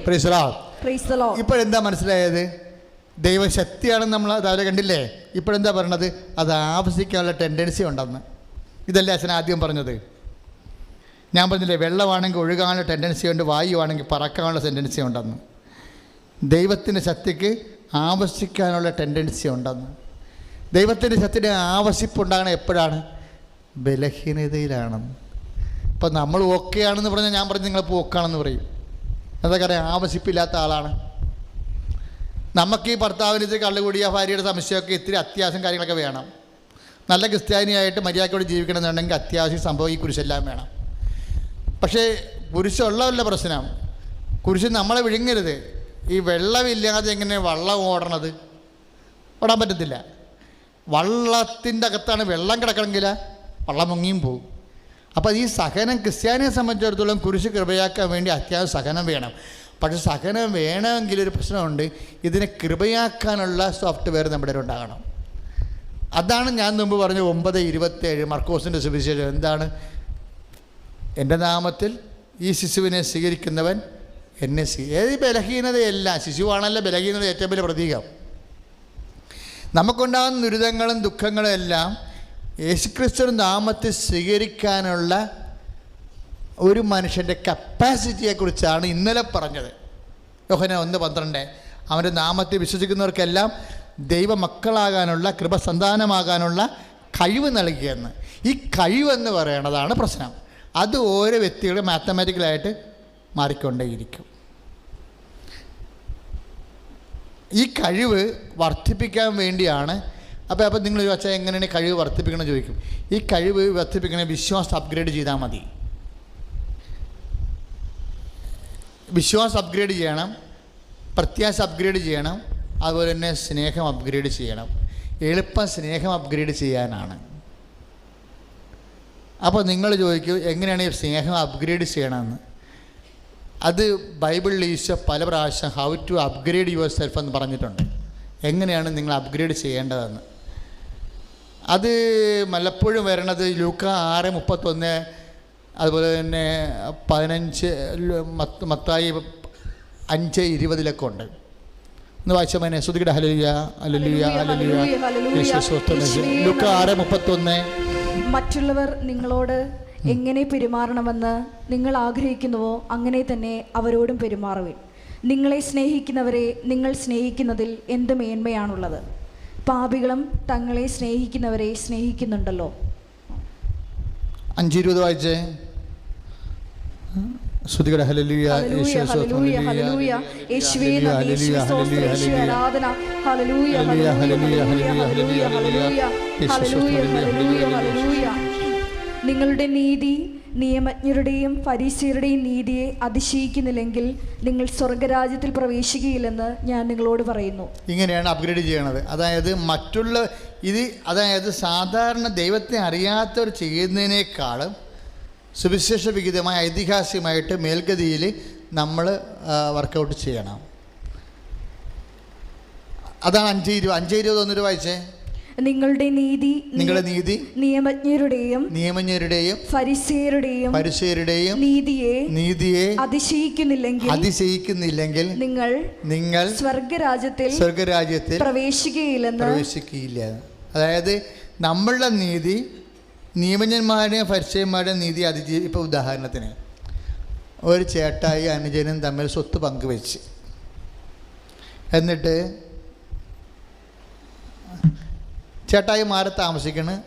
അനുജൻ അപ്പനും അമ്മയും അനുജൻ്റെ കൂടെ. അപ്പനും അമ്മയിൽ അപ്പം മരിച്ച് അമ്മ അനുജൻ്റെ കൂടെ. അനുജൻ കല്യാണം കഴിച്ച് അവൻ്റെ റാങ്കിൽപ്പെട്ട പെണ്ണിനെയാണ് കല്യാണം കഴിച്ചിരിക്കുന്നത്. അവിടെ രണ്ടുപേരുടെയും ജോലി തൃശ്ശൂർ. രണ്ടുപേരുടെയും ഭാര്യയും ഭർത്താവിനും ജോലി തൃശ്ശൂർ. അവരെന്താ ചെയ്യേണ്ടത്? നിങ്ങൾ പറ. ദിവസം ഈ പോക്ക് വരെ നടക്കുമോ? ഇല്ല. അവർക്ക് മക്കളായി അവരവിടെ ചേർത്ത് ജീവിതം പോണ രീതിയാണ്. അവരവിടെ ചേർത്ത് പിന്നെ എന്താ ചെയ്യേണ്ടവർ? അവർക്ക് കിട്ടിയ ഓഹരി വിൽക്കണം. വിറ്റിട്ട് തൃശ്ശൂരൊരു വീടെടുക്കണം. അതല്ല സാധാരണ ചെയ്യണത്. ഇപ്പം ഈ മക്കളെ എന്ത് ചെയ്യും? അവരെ പഠിപ്പിക്കുക. അപ്പോൾ ഈ അമ്മനെ എന്ത് ചെയ്യും? അവർ കൊണ്ടുപോകണം. അതല്ലേ ചെയ്യേണ്ടത്? അവർ കൊണ്ടുപോയി. പക്ഷേ പ്രശ്നമുണ്ട് അമ്മയ്ക്ക് എന്താ പ്രശ്നം? അവർ ഫ്ലാറ്റാണ് എടുത്തിരിക്കണേ. അപ്പോൾ ഈ 2000 സ്ക്വയർ ഫീറ്റിൽ അമ്മ ഇവിടെ കോഴിനെയും വളർത്തി താറാവിനെയും വളർത്തി നടന്നതാണ് അമ്മ. മൃഗതുമ്പി ഒക്കെ അങ്ങനെ ആഘോഷമായിട്ട് ജീവിച്ച നാട്ട് അമ്മച്ചിയാണ്. ഈ നാട്ടമ്മച്ചനെ കൊണ്ടുപോയി ഈ ഫ്ലാറ്റിലിട്ട് കഴിഞ്ഞാൽ സംഭവം എന്ത് ചെയ്യും? അവർ രണ്ടുപേരും രാവിലെ ഓഫീസിൽ പോകും. 11 മണിക്ക് ഒരുത്തി വന്ന് ഫ്ലാറ്റ് തൂക്കും. അവൾ 12 മണിക്ക് പോകും. അമ്മയോട് പറയും, അമ്മ ഫ്രിഡ്ജിലെല്ലാം ഉണ്ടാക്കി വെച്ചിട്ടുണ്ട്, അമ്മ ചൂടായി കഴിച്ചോളാൻ പറയും. ഒരു കുഴപ്പമില്ല. അമ്മക്ക് എന്താ ഭക്ഷണത്തിൽ കുഴപ്പമില്ല. നമുക്ക് ക്ഷീണമാണെന്ന് പറയുമ്പോൾ തന്നെ അപ്പം തന്നെ ഡോക്ടറെ കൊണ്ടുവരും, അല്ലെങ്കിൽ കാറിൽ ഡോക്ടറെ കൊണ്ടെടുത്ത് പോകും. ഇതെല്ലാ പരിപാടിയും നമുക്ക് ചെയ്യാനുള്ള ചെയ്യണം. പക്ഷേ നമുക്കവിടെ ജീവിക്കാൻ പറ്റുന്നില്ല. നമുക്ക് എപ്പോഴും ഓരോ നീര് വീഴ്ചയും വേദന, അവിടെ വേദന ഇവിടെ വേദന, എല്ലായിടത്തും നോക്കിയപ്പോൾ കാല് നീറിറങ്ങിയിരിക്കണം. അപ്പോൾ ഡോക്ടർ പറഞ്ഞു, ഇത് നാട്ടിൻപുറത്തൊക്കെ നടന്ന് ജീവിച്ച ആളല്ലേ, ഇത് നിങ്ങൾ ഈ ഫ്ലാറ്റിനകത്തൊക്കെ ഇട്ട് അനങ്ങാതെ ഇരിക്കുമ്പോൾ ഈ ടി വിയും കണ്ടുകൊണ്ടിരിക്കുമ്പോൾ നീര് വരും. അപ്പോൾ ഇവർക്ക് എന്ത് ചെയ്യാൻ? ഇവർക്കറിയാം എന്താ ചെയ്യേണ്ടതെന്ന്. പക്ഷെ നടക്കത്തില്ല. അമ്മയുടെ ഓഹരി വരെ വിറ്റിട്ടാണ് ഫ്ലാറ്റ് വാങ്ങിച്ചിരിക്കുന്നത്. അപ്പോൾ ഒരു ദിവസം ചേട്ടൻ അവിടെ ചെല്ലുക. ചേട്ടൻ അവിടെ ചെല്ലുമ്പോൾ അമ്മ നല്ല പൂവമ്പഴം പോലെ ഇരുന്ന അമ്മയാണ്. ഇപ്പം സംഗതി ഒരു 10-15 വയസ്സ് പെടാന്ന് കൂടിയിരിക്കുക, നീരും വെച്ചിരിക്കുകയാണ്. അപ്പോൾ അമ്മനെ കണ്ടിട്ട് ആദ്യത്തെ മക്കൾക്കെന്ന് പറയുന്നത് വല്ലാത്തൊരു പ്രണയമായിരിക്കും. ഇളയ മക്കളാണ് അമ്മയെ നോക്കണമെങ്കിലും എപ്പോഴും നിങ്ങളറിയണം, ആദ്യം പെറ്റ മകനെന്ന് പറയണത് അവർ തമ്മിൽ വല്ലാത്ത ഒരു കണ്ടീഷൻ ഉണ്ടാവും. അത് പകരുന്നില്ല. അപ്പോൾ അവനാണ് ഇത് കണ്ടിട്ട് സഹിക്കാൻ പറ്റണില്ല. പക്ഷെ അവൻ ചോദിക്കാൻ പറ്റുമോ? അവൻ അനിയനോട് ചോദിക്കാൻ പറ്റുമോ? അനിയന് കൊടുക്കാൻ പറ്റുമോ? കാര്യം അമ്മയുടെ ഓഹരി വരെ വിറ്റിട്ടല്ലേ അവനെടുത്ത് വാങ്ങിച്ചിരിക്കുന്നത്. അമ്മനെ കൊണ്ടുപോകുന്ന അവന് പറയാൻ പറ്റത്തില്ല. അവസാനം ചേട്ടൻ എന്ത് ചെയ്ത്, എടാ ഞാനൊരു മാസം അമ്മയെ കൊണ്ട് നിർത്തട്ടെ. ഓ അതിൻ്റെ ആവശ്യമൊന്നുമില്ല, അമ്മ ഇവിടെ കുഴപ്പമില്ലാതെ പോകണം. അല്ല അതൊക്കെ നീ ശരി സമ്മതിച്ചു, അതങ്ങനെയല്ലേ പറയത്തുള്ളൂ. അമ്മനെ കൊണ്ടുപോയി അമ്മനെ ഒരു ദിവസം അമ്മയുടെ വീട്ടിൽ നാട്ടിൽ വന്ന് താമസിച്ചപ്പോൾ അമ്മയുടെ നീരും പോയി, വേദനയും പോയി. അമ്മ പഴയതുപോലെ പള്ളിയിലൊക്കെ പോയി സെമിത്തേരി ഇപ്പോൾ അപ്പന് വേണ്ടി പ്രാർത്ഥിച്ചു, ഒക്കെ ആയി. കാര്യം അപ്പൻ ഇവിടെ സെമിത്തേരി കിടക്കാണ്ടല്ല, ഇവരെ കൊണ്ട് ഫ്ലാറ്റിലിട്ട് അവർ കിടക്കത്തില്ല. കാര്യം അപ്പൻ എന്ന് പറഞ്ഞാൽ അവരുടെ ജീവനാംശമാണ്. അവർ അങ്ങനെ ആ സെമിത്തേരി കിടക്കുമ്പോൾ എപ്പോഴും അവിടെ ഇരുന്നുകൊണ്ട് ഈ സെമിത്തേരിയിലെ കാര്യം ഓർത്താൽ പോയി, അങ്ങനെ ഒറ്റ കിടക്കാനല്ല, ഒരു പ്രാർത്ഥന സ്വർഗ്ഗസ്ഥനെ പോലും ചെല്ലാൻ പറ്റിയിട്ടില്ല. അമ്മയുടെ ഈ മാനസികാവസ്ഥ നമുക്ക് മനസ്സിലാക്കണ്ടേ? അതാണ് ഇപ്പോൾ അമ്മക്ക് കിട്ടിയിരിക്കുന്നത്. രാവിലെ പള്ളിയിൽ പോകാം, പഴയ കുമ്മാതിരിയോടും പേരമ്മോടും ഒക്കെ നാട്ടുകാർ വിഷയമൊക്കെ പറഞ്ഞ് കറങ്ങി തിരിഞ്ഞ് വീട്ടിൽ വരാം, 11 മണിക്ക് വന്നാൽ മതി, ഒരു കുഴപ്പമില്ല. അപ്പോൾ ആൾ ഓക്കെ ആയി. ഓളൊക്കെ ഇപ്പോൾ ഇവൻ പറഞ്ഞ് എടാ ഞാൻ വരണില്ലടാ, ഞാനിത് ഇവർക്ക് ഇപ്പോൾ വലിയ കുഴപ്പമൊന്നുമില്ല എന്ന് പറഞ്ഞ്. ഈ അനിയൻ എന്താ ചെയ്യേണ്ടത്? അതിൽ അമ്മ ഇവിടെ ഓക്കെ അല്ലേ, അമ്മ ഇവിടെ നിർത്തപ്പോൾ ഇവൻ കാറിൽ കൊണ്ടുപോകുകയും മരുന്ന് മേടിച്ച് കൊടുക്കുകയും ഭക്ഷണങ്ങളെല്ലാം ചെയ്തില്ലേ, ആ കാശെങ്കിലും ചേട്ടനെ കൊടുക്കണ്ടേ? അനുജനെന്ന് പറഞ്ഞ അർത്ഥയ്ക്ക് ഉപ്പ് തക്കാത്ത ആളാണ്. അങ്ങനെയുള്ള ഈ കൈ നീളണ പരിപാടിയില്ലേ, ഈ ബൈബിളിൽ ഒരാളുണ്ടല്ല, കൈ സൂക്ഷിച്ചു പോയ മനുഷ്യനാണ്, കൈ നീളത്തില്ല.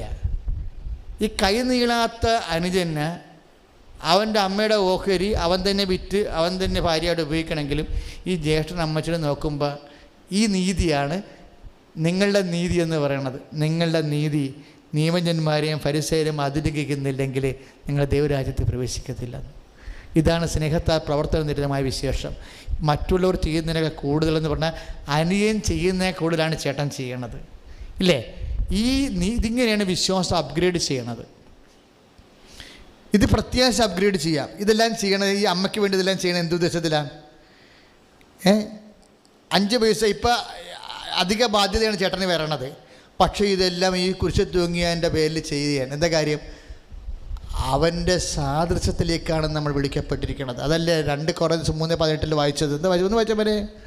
ഒന്നിന് വായിച്ചവനെ ശ്രുതികട്ടെ. ഹല്ലേലൂയ. യേശുവേ സ്തോത്രം, യേശുവേ സ്തോത്രം, യേശുവേ സ്തോത്രം, യേശുവേ സ്തോത്രം, യേശുവേ സ്തോത്രം, യേശുവേ സ്തോത്രം, യേശുവേ സ്തോത്രം, യേശുവേ സ്തോത്രം, യേശുവേ സ്തോത്രം, യേശുവേ സ്തോത്രം. Hallelujah, hallelujah.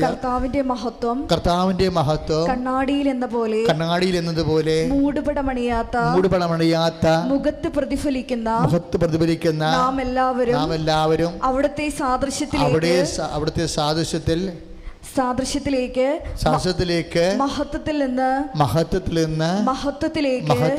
രൂപാന്തരപ്പെട്ടുകൊണ്ടിരിക്കുകയാണ്. മക്കളെ, ഈ രൂപാന്തരപ്പെടൽ എന്ന് പറഞ്ഞാൽ എവിടെ വെച്ച് നടക്കുന്നതാണ്? ഇവിടെ വെച്ച് നടക്കേണ്ടതാണ്. ചത്ത് കഴിഞ്ഞ് രൂപാന്തരപ്പെടലൊന്നുമില്ല, ഒറ്റ പരിപാടിയാണ് തീരണത്. എന്തെങ്കിലും രക്ഷപ്പെടാനുണ്ടെങ്കിൽ ഇവിടെ വെച്ച് ചെയ്തേക്കണം. ഈ മഹത്വത്തിലേക്ക് രൂപാന്തരപ്പെടണം. എന്താണ്? അമ്മയുടെ ഓഹരി അനുജനെടുത്ത് കൈകാര്യം ചെയ്യുന്നു. അമ്മക്ക് മരുന്നിന് പോലും കൊടുക്കുന്നില്ല എന്നുണ്ടെങ്കിലും യേശുക്രിസ്തുവിന്റെ നാമത്തിൽ നമ്മൾ അമ്മേനെ സ്വീകരിച്ചിരിക്കുമ്പോൾ അവൻ്റെ മഹത്വത്തിൽ നിന്ന് മഹത്വത്തിലേക്ക് നമ്മൾ രൂപാന്തരപ്പെട്ടുകൊണ്ടിരിക്കുകയാണ്. എന്താ കാര്യം? ആ കുരിശ് യേശുവിൻ്റെ നാമത്തിൽ എടുത്തപ്പോൾ അത് കൃപയായി. ആ പ്രശ്നം യേശുവിൻ്റെ നാമത്തിൽ എടുത്തപ്പോൾ അത് പ്രസാദപരമായി മാറി. അവൻ്റെ നാമത്തിൽ വിശ്വസിക്കുന്നത് ഇങ്ങനെയാണ് അവർക്കെല്ലാം കൃപയ്ക്ക് മേൽ കൃപ കിട്ടിയിരിക്കണമെന്ന് പറയുന്നത് ഈ ആർജിത കൃപയാണ്. ആർജിത കൃപ ആധ്യാത്മികമായ വിശ്വാസ അധിഷ്ഠിതമായ പ്രത്യാശയോടെ നമ്മൾ നേടുന്ന ദൈവത്തിൻ്റെ സ്നേഹപ്രവൃത്തിയാണ്. ഈ സ്നേഹപ്രവൃത്തികൾ വഴിയാണ് മറ്റുള്ളവർ കാണിക്കാത്ത സ്നേഹം ദൈവത്തിരുസന്നിധിയിൽ ചില സമയത്ത് അസമയത്തും കാണിക്കേണ്ടി വരും. ഈ സുവിശേഷ സാക്ഷീകരണത്തിന് സമയമില്ല. ചില പറയും സുവിശേഷ സാക്ഷി, ചില പറയും എടാ അമ്മേനെയൊക്കെ കൊണ്ടുവന്ന് നിർത്തണമെന്ന് എനിക്ക് ആഗ്രഹമുണ്ട്, ഒരു പരുവും ഇല്ല, ഒരു പരുവും വരട്ടെ. മകനെ ഏതായാലും യൂറോപ്പിൽ പോകുന്ന എല്ലാം റെഡി ആയിട്ടുണ്ട്, അവൻ പോയി 10 കാശ് അയച്ചു തരുമ്പോൾ ഞാൻ അമ്മനെ കൊണ്ടുവന്ന് നിർത്താം. അങ്ങനെ അത് നമ്മുടെ മാനുഷികമായിട്ട് അത് ആർക്കും ചെയ്യാവുന്ന കാര്യങ്ങളാണ്. പക്ഷെ ബൈബിൾ പറയണമെന്ന് വെച്ച് കഴിഞ്ഞാൽ സുവിശേഷ സമയത്തും അസമയത്തും സുവിശേഷം പ്രസംഗിക്കുക എന്ന് വെച്ച് കഴിഞ്ഞാൽ ബൈക്കെടുത്തിട്ട് ബന്ധക്കോസുകാരെ പ്രസംഗിക്കണമെന്നല്ല, സമയത്തും അസമയത്തും സുവിശേഷത്തിന് സാക്ഷ്യം വഹിക്കാനാണ് പറയണത്. 2 തിമോത്തിയാണെന്ന് തോന്നണം. ഒന്ന് ശ്രുതിക്കട്ടെ. ഹല്ലേലൂയ. യേശുവേ സ്തോത്രം, ഹല്ലേലൂയ. ഹല്ലേലൂയ. യേശുവേ നന്ദി, യേശുവേ സ്തോത്രം, യേശുവേ ആരാധന.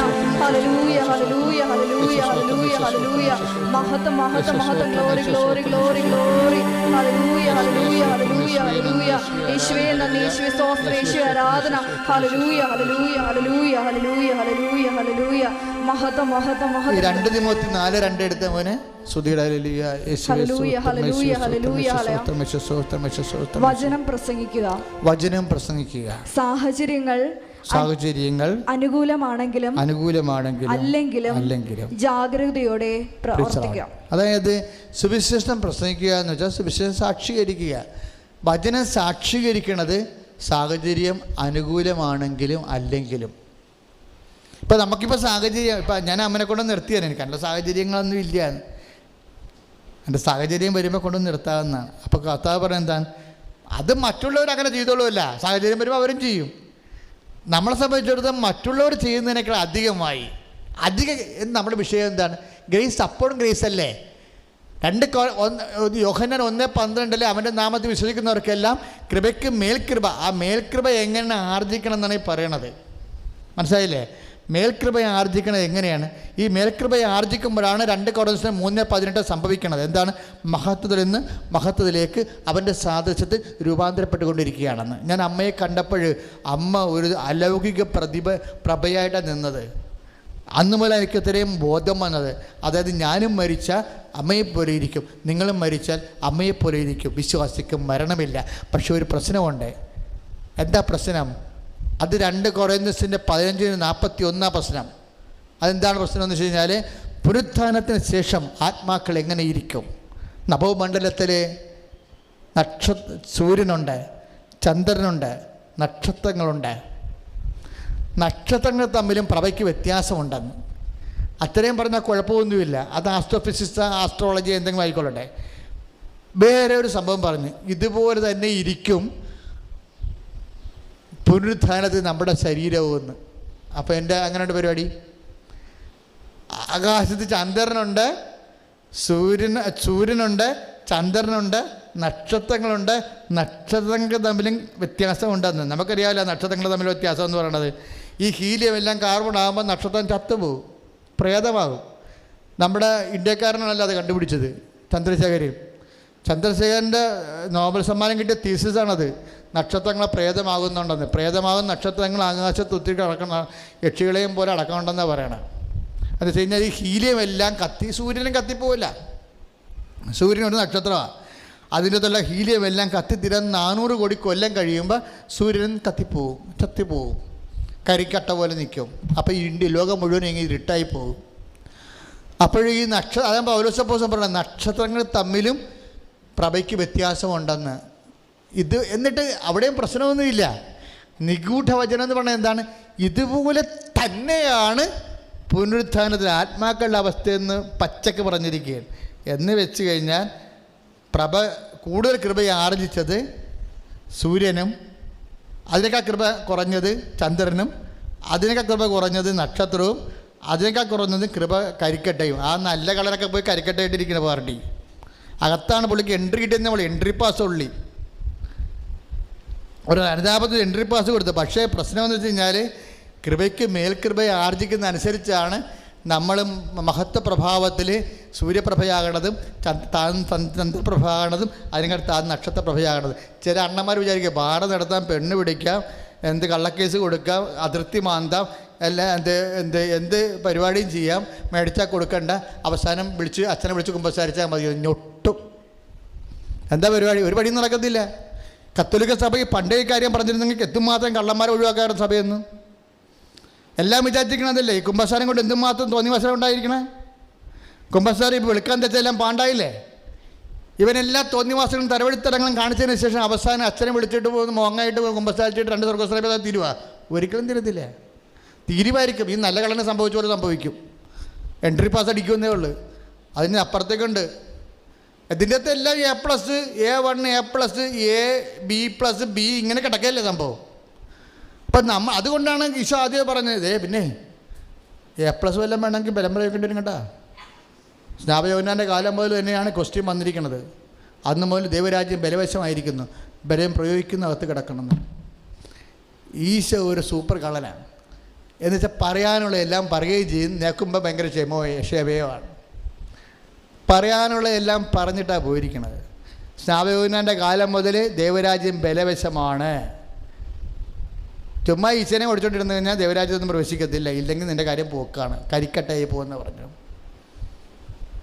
അധികാരത്തോടുകൂടിയല്ല, അധികാരം എന്നല്ല. അതായത് എന്താ വെച്ച് കഴിഞ്ഞാൽ എപ്പോഴും പറയും, ഈ ജനം കണ്ണുകൊണ്ട് കാണുക, ചെവി കൊണ്ട് കേൾക്കുക, ഹൃദയം കൊണ്ട് സ്പർശിക്കുക അസാധ്യമാകും, ഞാൻ കണ്ണടച്ചിരിക്കണം എന്നാണ്. എന്താ കാരണം പറഞ്ഞിട്ട് കാര്യമില്ലെന്ന്. 13:9 മത്തായി പറയും, കേൾക്കാൻ ചെവിയുള്ളവൻ കേൾക്കട്ടെ എന്നാണ്. ദൈവത്തിൻ്റെ വചനം കേൾക്കാനും പ്രവർത്തിക്കാനുമുള്ളത് ഒരു ശ്രവണാഭിഷേകമാണ്. എന്നും കണ്ണുനീരോടെ നിന്ന് കർത്താവ് കൈവിടല്ലേ എന്ന് പ്രാർത്ഥിക്കണം. ഭൂമിയിൽ വല്ല പല കൊടുക്കാൻ മേടിക്കലും കള്ളത്തരങ്ങളും കരിഞ്ചന്തകളും തോന്നിവാസങ്ങളൊക്കെ നടത്തും. അവിടെ എല്ലാം പോയി മസിൽ പിടിച്ചും ജയിക്കാൻ വേണ്ടി നോക്കിയിട്ട് ആര് ജയിക്കാനാണ്? രൂപ പശുവിനെ വിറ്റ പോലെ ഇരിക്കും. അടുത്ത പശുവിനെ വിറ്റപ്പോൾ 36,000 രൂപയ്ക്ക് പശുവിനെ വിറ്റ് 25 പൈസ. പശുവിനെ വാങ്ങിച്ചത് 36,000 രൂപ 25 പൈസ. പശുവിനെ വിറ്റപ്പോൾ 34,000 രൂപ 75 പൈസ. ലാഭമോ നട്ടവാ? പൈസയായി ലാഭം. 25 പൈസ ആയില്ല, ഇപ്പോൾ 75 ആയല്ലേ. ചില ഈ ഭൂമിയിലും ഗുസ്തി നടത്തുന്ന ആൾക്കാർക്കെല്ലാം പൈസയിൽ ലാഭമെന്നേ ഉള്ളൂ, തൽക്കാലത്തേക്കുള്ള പൈസ. യഥാർത്ഥ സംഭവം നഷ്ടപ്പെടാനുള്ള നഷ്ടപ്പെട്ടിരിക്കും. അതുകൊണ്ടാണ് ഈശോ ചോദിക്കണത്, ലോകം മുഴുവൻ നേടാം, ആത്മാവ് നഷ്ടപ്പെട്ടാൽ എന്ത് പ്രയോജനം? ശ്രുതികട ഹല്ലേലൂയ, യേശുവേ സ്തോത്രം, യേശുവേ സ്തോത്രം. ഈ മത്തായിയുടെ സുവിശേഷം 5:19 ഇതിൻ്റെ അടിത്തറ വചനം എന്ന് പറഞ്ഞത് അതാണ്. മത്തായി 5:19. ഈ വചനങ്ങളെ എത്ര ലഘുവായാലും അവ അനുസരിക്കാൻ മറ്റുള്ളവരെ പഠിപ്പിക്കുകയോ ചെയ്യുന്നവൻ ദൈവരാജ്യത്തിൽ വലിയവനായിരിക്കുമെന്ന്. അവിടെയും വലിപ്പ ചെറുപ്പമുണ്ടെന്ന് മനസ്സിലായില്ലേ?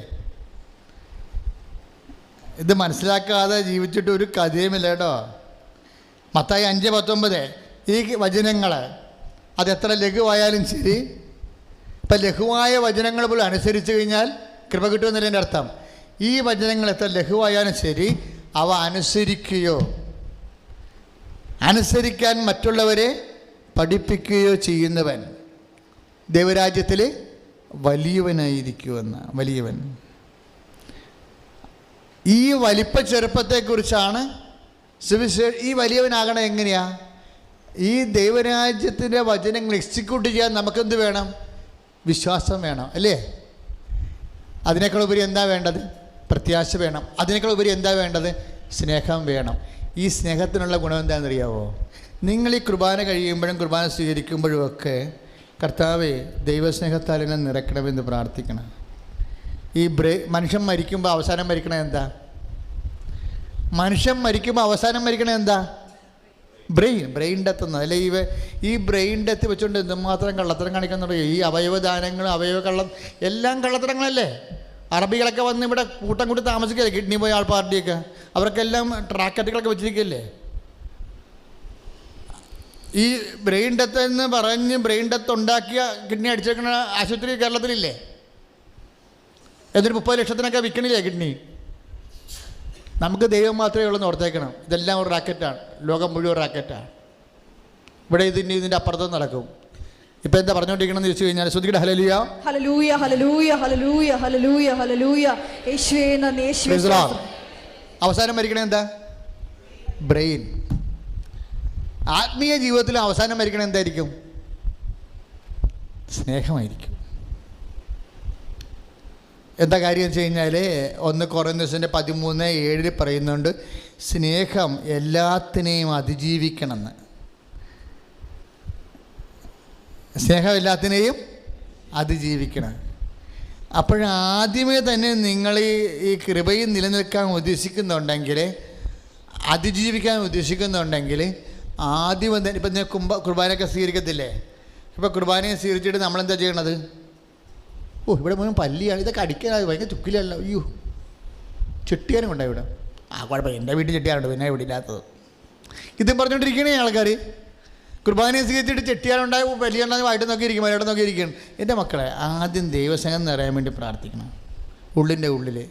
കാര്യം എന്താണ്? അവസാനം വരെ നിൽക്കണത് എന്താ? വിശ്വാസം മരിക്കും ചില സമയത്ത്, പ്രത്യാശ മരിക്കും. മരിക്കാതെ നിൽക്കണത് എന്തായിരിക്കും? സ്നേഹമായിരിക്കും. പിന്നെ നിങ്ങൾക്ക് പണി ചെയ്യാമെന്ന് വെച്ച് കഴിഞ്ഞാൽ ഈ സ്നേഹത്താൽ പ്രവർത്തന നിരമതമായ വിശ്വാസം എന്ന് പറയുമ്പോൾ ഈ വിശ്വാസത്തിന് മുഴുവനും സ്നേഹത്താലും പ്രത്യാശയും മുഴുവനും സ്നേഹത്താലും അറ്റാച്ച് ചെയ്ത് കഴിഞ്ഞാൽ, വിശ്വാസപ്രവൃത്തികളെല്ലാം സ്നേഹപ്രവൃത്തികളാക്കാൻ പറ്റിക്കഴിഞ്ഞാൽ, അതായത് നിങ്ങൾ ചെയ്യുന്ന വിശ്വാസത്തിൻ്റെ പേരിൽ ചെയ്യുന്ന പ്രവൃത്തികളെല്ലാം ദൈവസ്നേഹത്തിൻ്റെ പ്രവൃത്തികളായിട്ട് മാറ്റണം. ഇപ്പോൾ അപ്രധാനതമായി ഇപ്പോൾ മമ്മൂട്ടിയൊക്കെ ഹാർട്ട് വെച്ച് കൊടുക്കണം, കുഞ്ഞുങ്ങൾക്ക് ഹാർട്ട് വെക്കുന്നില്ലേ. അപ്പോൾ അതിനകത്ത് പല പ്രശ്നങ്ങളുണ്ട്. ഒന്ന് അവരുടെ സൽപ്രവൃത്തി, രണ്ടാമത് നികുതി പ്രശ്നങ്ങളുണ്ടാവും. കാര്യം അവർക്ക് കൊടുക്കാനുള്ള നികുതി എന്നല്ല അവരത് കൊടുക്കണത്. എല്ലിട്ട് കൊണ്ട പണിയൊന്നുമില്ലല്ലോ, അത് എല്ലിട്ട് കൊണ്ട പണിയൊന്നുമില്ലല്ലോ. അവരെ ട്രസ്റ്റ് ഉണ്ടാക്കിയിട്ട് ആ ട്രസ്റ്റിൽ നിന്ന് ആണ് അവരുടെ അക്കൗണ്ട് പേ ചെയ്തിട്ട് അവിടെ നിന്ന് കിട്ടുന്ന പൈസയാണ് ആ നികുതി കൊടുക്കാനുള്ള പൈസ, സർക്കാരിന് കൊടുക്കാനുള്ള പൈസയാണ് പിള്ളേർക്ക് ഹാർട്ട് എടുത്ത് ഉണ്ടാക്കാൻ വേണ്ടി കൊടുക്കുന്നത്. അത് തെറ്റോ ശരിയൊന്നുമല്ല, സൽപ്രവൃത്തിയാണത്. പക്ഷേ ക്രിസ്ത്യാനിയുടെ പ്രവർത്തനം സൽപ്രവൃത്തിയല്ല, കൃപാവര പ്രവൃത്തിയാണ്. അപ്രധാനമായി 1000 വീട്, ഇപ്പോൾ 800 കോടി രൂപ പലിശ കിട്ടുന്നുണ്ട് അവർക്ക്. അവർ 1000 വീട് 10,000 പെണ്ണുങ്ങളെ കെട്ടിക്കുക ചെയ്യുക, സൽപ്രവൃത്തിയാണത്. അത് നിത്യരക്ഷയുമായിട്ട് അതിന് കണക്ഷനൊന്നുമില്ല. നമ്മൾ ചെയ്യേണ്ട സൽപ്രവൃത്തി അല്ല. ഇപ്പോൾ വിൻസെൻ്റ് പ്രകാരം ബുക്ക് കൊടുക്കണം എന്നൊക്കെ പറയണില്ലേ, അതൊക്കെ എല്ലാം സൽപ്രവൃത്തികൾ ചെയ്തിട്ടൊരു കഥയുമില്ല. സൽപ്രവൃത്തികളല്ല, കാരുണ്യപ്രവൃത്തികളുമല്ല. അതാർക്കും ചെയ്യാം. യേശുക്രിസ്തുവിനെ മാറ്റിയിരുന്നതിന് മുമ്പ് തന്നെ യേശുക്രിസ്തു, ഈ ശിബി എന്ന് പറഞ്ഞൊരു മനുഷ്യനില്ല, ഞാൻ രാജാവ്, അയാളുടെ ഒരു കഥയില്ലേ, കഴുകനൊരു പ്രാവിനെ ഓടിച്ചിട്ടപ്പോൾ ആ പ്രാവ് വന്ന് ശിബി എടുത്ത് അഭയം തേടിയപ്പോൾ കഴുകൻ എന്ത് ചെയ്ത്, കഴുകൻ പറഞ്ഞു, എൻ്റെ ബ്രേക്ക്ഫാസ്റ്റാണ് നിങ്ങൾ പിടിച്ചു വെച്ചിരിക്കുന്നത്, ദൈവം എനിക്ക് ജീവിക്കാൻ വേണ്ടി തന്ന മാർഗ്ഗമാണ്, എൻ്റെ കാര്യത്തിൽ ഇടപെടരുത്, എനിക്ക് ജീവിക്കാൻ അനുവദിക്കണമെന്ന് പറയുമ്പോൾ ശിബി എന്ത് ചെയ്യണം, ഇതിനെയും ജീവിക്കാൻ അനുവദിക്കണ്ടേ, അതുകൊണ്ട് തൊടേന്ന് മാംസം എടുത്തിട്ട് നിൻ്റെ ഓഹരി നീ പോയിക്കൊള്ളാൻ പറഞ്ഞു. അപ്പോൾ യേശുക്രിസ്തു ഇവിടെ കാരുണ്യമില്ലായിരുന്നോ? ഇവിടെ കാരുണ്യമില്ലാഞ്ഞുകൊണ്ടാണ് കർത്താവ് കെട്ടിയെടുത്ത് കുറിച്ച് തുറക്കാൻ കാര്യം. അപ്പോൾ കാരുണ്യ പ്രവൃത്തിയല്ല പ്രധാനപ്പെട്ടതെന്ന് മനസ്സിലായില്ലേ? പിന്നെ എന്താണ്? കൃപാവര പ്രവർത്തനം. അതായത് നിങ്ങൾ എൻ്റെ നാമത്തിൽ ഒരു പച്ചവെള്ളം കൊടുത്താൽ പ്രതിഫലം നൽകുമെന്ന്. ആരുടെ നാമത്തിലാണ്? യേശുവിൻ്റെ നാമത്തിലേ. നമ്മൾ ചെയ്യുന്ന പ്രവൃത്തികൾ യേശുക്രിസ്തുവിൻ്റെ നാമത്തിലായിരിക്കണം. 10:42 അത് മത്തായിയുടെ സുവിശേഷത്തിലെ സ്തുതിയുടെ ഹല്ലേലൂയ, യേശുവേ സ്തോത്രം, ഹല്ലേലൂയ ഹല്ലേലൂയ ഹല്ലേലൂയ ഹല്ലേലൂയ ഹല്ലേലൂയ ഹല്ലേലൂയ, യേശുവേ സ്തോത്രം, യേശുവേ സ്തോത്രം, യേശുവേ സ്തോത്രം, യേശുവേ സ്തോത്രം, ഹല്ലേലൂയ ഹല്ലേലൂയ ഹല്ലേലൂയ, യേശുവേ നന്ദി, യേശുവേ സ്തോത്രം, യേശുവേ ആരാധന, ഹല്ലേലൂയ. സ്തുതിയുടെ മകളെ ഹല്ലേലൂയ, സ്തുതിയുടെ ഹല്ലേലൂയ ഹല്ലേലൂയ ഹല്ലേലൂയ ഹല്ലേലൂയ ഹല്ലേലൂയ ഹല്ലേലൂയ ഹല്ലേലൂയ, യേശുവേ നന്ദി, യേശുവേ സ്തോത്രം, യേശുവേ ആരാധന, ഹല്ലേലൂയ ഹല്ലേലൂയ ഹല്ലേലൂയ ഹല്ലേലൂയ ഹല്ലേലൂയ ഹല്ലേലൂയ, യേശുവേ യേശുവേ യേശുവേ, ഹല്ലേലൂയ ഹല്ലേലൂയ ഹല്ലേലൂയ ഹല്ലേലൂയ ഹല്ലേലൂയ ഹല്ലേലൂയ ഹല്ലേലൂയ ഹല്ലേലൂയ, യേശുവേ യേശുവേ യേശുവേ, ഹല്ലേലൂയ ഹല്ലേലൂയ ഹല്ലേലൂയ, യേശുവേ നന്ദി, ഹല്ലേലൂയ ഹല്ലേലൂയ ഹല്ലേലൂയ ഹല്ലേലൂയ, യേശുവേ നന്ദി, യേശുവേ സ്തോത്രം, യേശുവേ ആരാധന, ഹല്ലേലൂയ ഹല്ലേലൂയ. ഈ ചെറിയൊരുവന് ഒരു ശിഷ്യൻ നിലയിൽ ഒരു പ്രാർത്ഥന വെള്ളമെങ്കിലും കൊടുക്കുന്നവന് പ്രതിഫലം സത്യമായി ലഭിക്കും. പ്രൈസ് ദി ലോർഡ്, ഹല്ലേലൂയ, യേശുവേ സ്തോത്രം, യേശുവേ നന്ദി. അപ്പോൾ യേശുവിൻ്റെ ശിഷ്യനെന്ന നിലയിൽ യേശുവിൻ്റെ നാമത്തിൽ കൊടുക്കുന്ന കാര്യമാണ്. എന്നാ സംഭവിച്ചാലും എന്ത് നമ്മൾ ചെയ്താലും യേശുവിൻ്റെ നാമത്തിൽ കൊടുക്കുമ്പോഴാണ് കാര്യം. പിതാവ് രക്ഷയ്ക്ക് വേണ്ടി ലോകത്ത് നൽകിയിട്ടുള്ള നാമമാണ്. അപ്പം നമ്മുടെ ക്രെഡിറ്റ് അല്ല, നമുക്കൊരു സ്വാധീനം കിട്ടാനല്ല, നമ്മുടെ അധികാരത്തിന് വേണ്ടിയല്ല, നമ്മുടെ പേരിന് വേണ്ടിയല്ല, നമ്മുടെ പ്രശസ്തിക്ക് വേണ്ടിയല്ല, ഫസ്റ്റ് ബോർഡ് ഫോട്ടോ ഇടാനല്ല, പത്രത്തിൽ കൊടുക്കാനല്ല, TV പറയാനല്ല, മറിച്ച് ഒന്നും അറിയാതെ വലത് കൈ കൊടുക്കുന്നത് ഇടത് കൈ അറിയാത്ത പോലെ അറിയുമ്പോൾ അറിയേണ്ടവന് അറിഞ്ഞിട്ട് നിങ്ങൾക്ക് പ്രതിഫലം നൽകുമെന്നാണ് പറയണം. അതെന്താ? യേശുവിൻ്റെ നാമത്തിൽ. ഈ കൃപ വർദ്ധിക്കാനുള്ള മാർഗം എന്ന് വെച്ച് കഴിഞ്ഞാൽ ചെയ്യണ കാര്യങ്ങൾ അതെന്ത് തന്നെയായാലും നമ്മുടെ മഹത്വം അല്ലാതെ യേശുവിൻ്റെ നാമത്തിൽ ചെയ്യണമെന്ന്. അതാണ് കൃപാവര പ്രവൃത്തി. ഈ കൃപാവര പ്രവൃത്തി ചെയ്യുമ്പോഴും കൃപ വർദ്ധിക്കാൻ സാധ്യതയുണ്ട്. സാധ്യതയെല്ലാം കിട്ടും.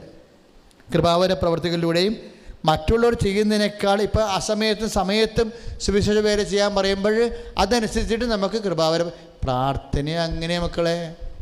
നിങ്ങൾക്കിപ്പോൾ സന്ധ്യാപ്രാർത്ഥന നടത്തി പള്ളിയിൽ പോയി, ഞായറാഴ്ച പള്ളിയിൽ പോയി, അതെല്ലാവരും ചെയ്യണ കാര്യങ്ങളാണ്. നമുക്ക് വെറുതെ ഇരിക്കുമ്പോൾ നമ്മൾ പണി ചെയ്തുകൊണ്ടിരിക്കുകയാണ്, കറിക്ക് അരിഞ്ഞുകൊണ്ടിരിക്കുകയാണ്, കുഞ്ഞുങ്ങൾ പള്ളിക്കൂടത്തിൽ പോകാൻ വേണ്ടി നിൽക്കുകയാണ്. അമ്മ ആയ എന്ന് പറയുമ്പോൾ ഒരുത്തന് ദോശ, ഒരുത്തന് പുട്ട്, ഒരുത്തന് റൊട്ടി, 3 പിള്ളേരുണ്ടെങ്കിൽ 3 ആഹാരമാണ് അല്ലേ. നമ്മൾ നടുവൊടിഞ്ഞ് പണി ചെയ്യുകയാണ്. അപ്പോഴാവണമെങ്കിൽ അവന്മാരെടാ കുളിക്കണല്ലേ, എണ്ണ പോയില്ല കുളിക്കണം, കുത്തിരിന്ന് പഠിക്കണം, അപ്പോൾ പഠിച്ചുകൊണ്ടിരിക്കുകയായിരിക്കും.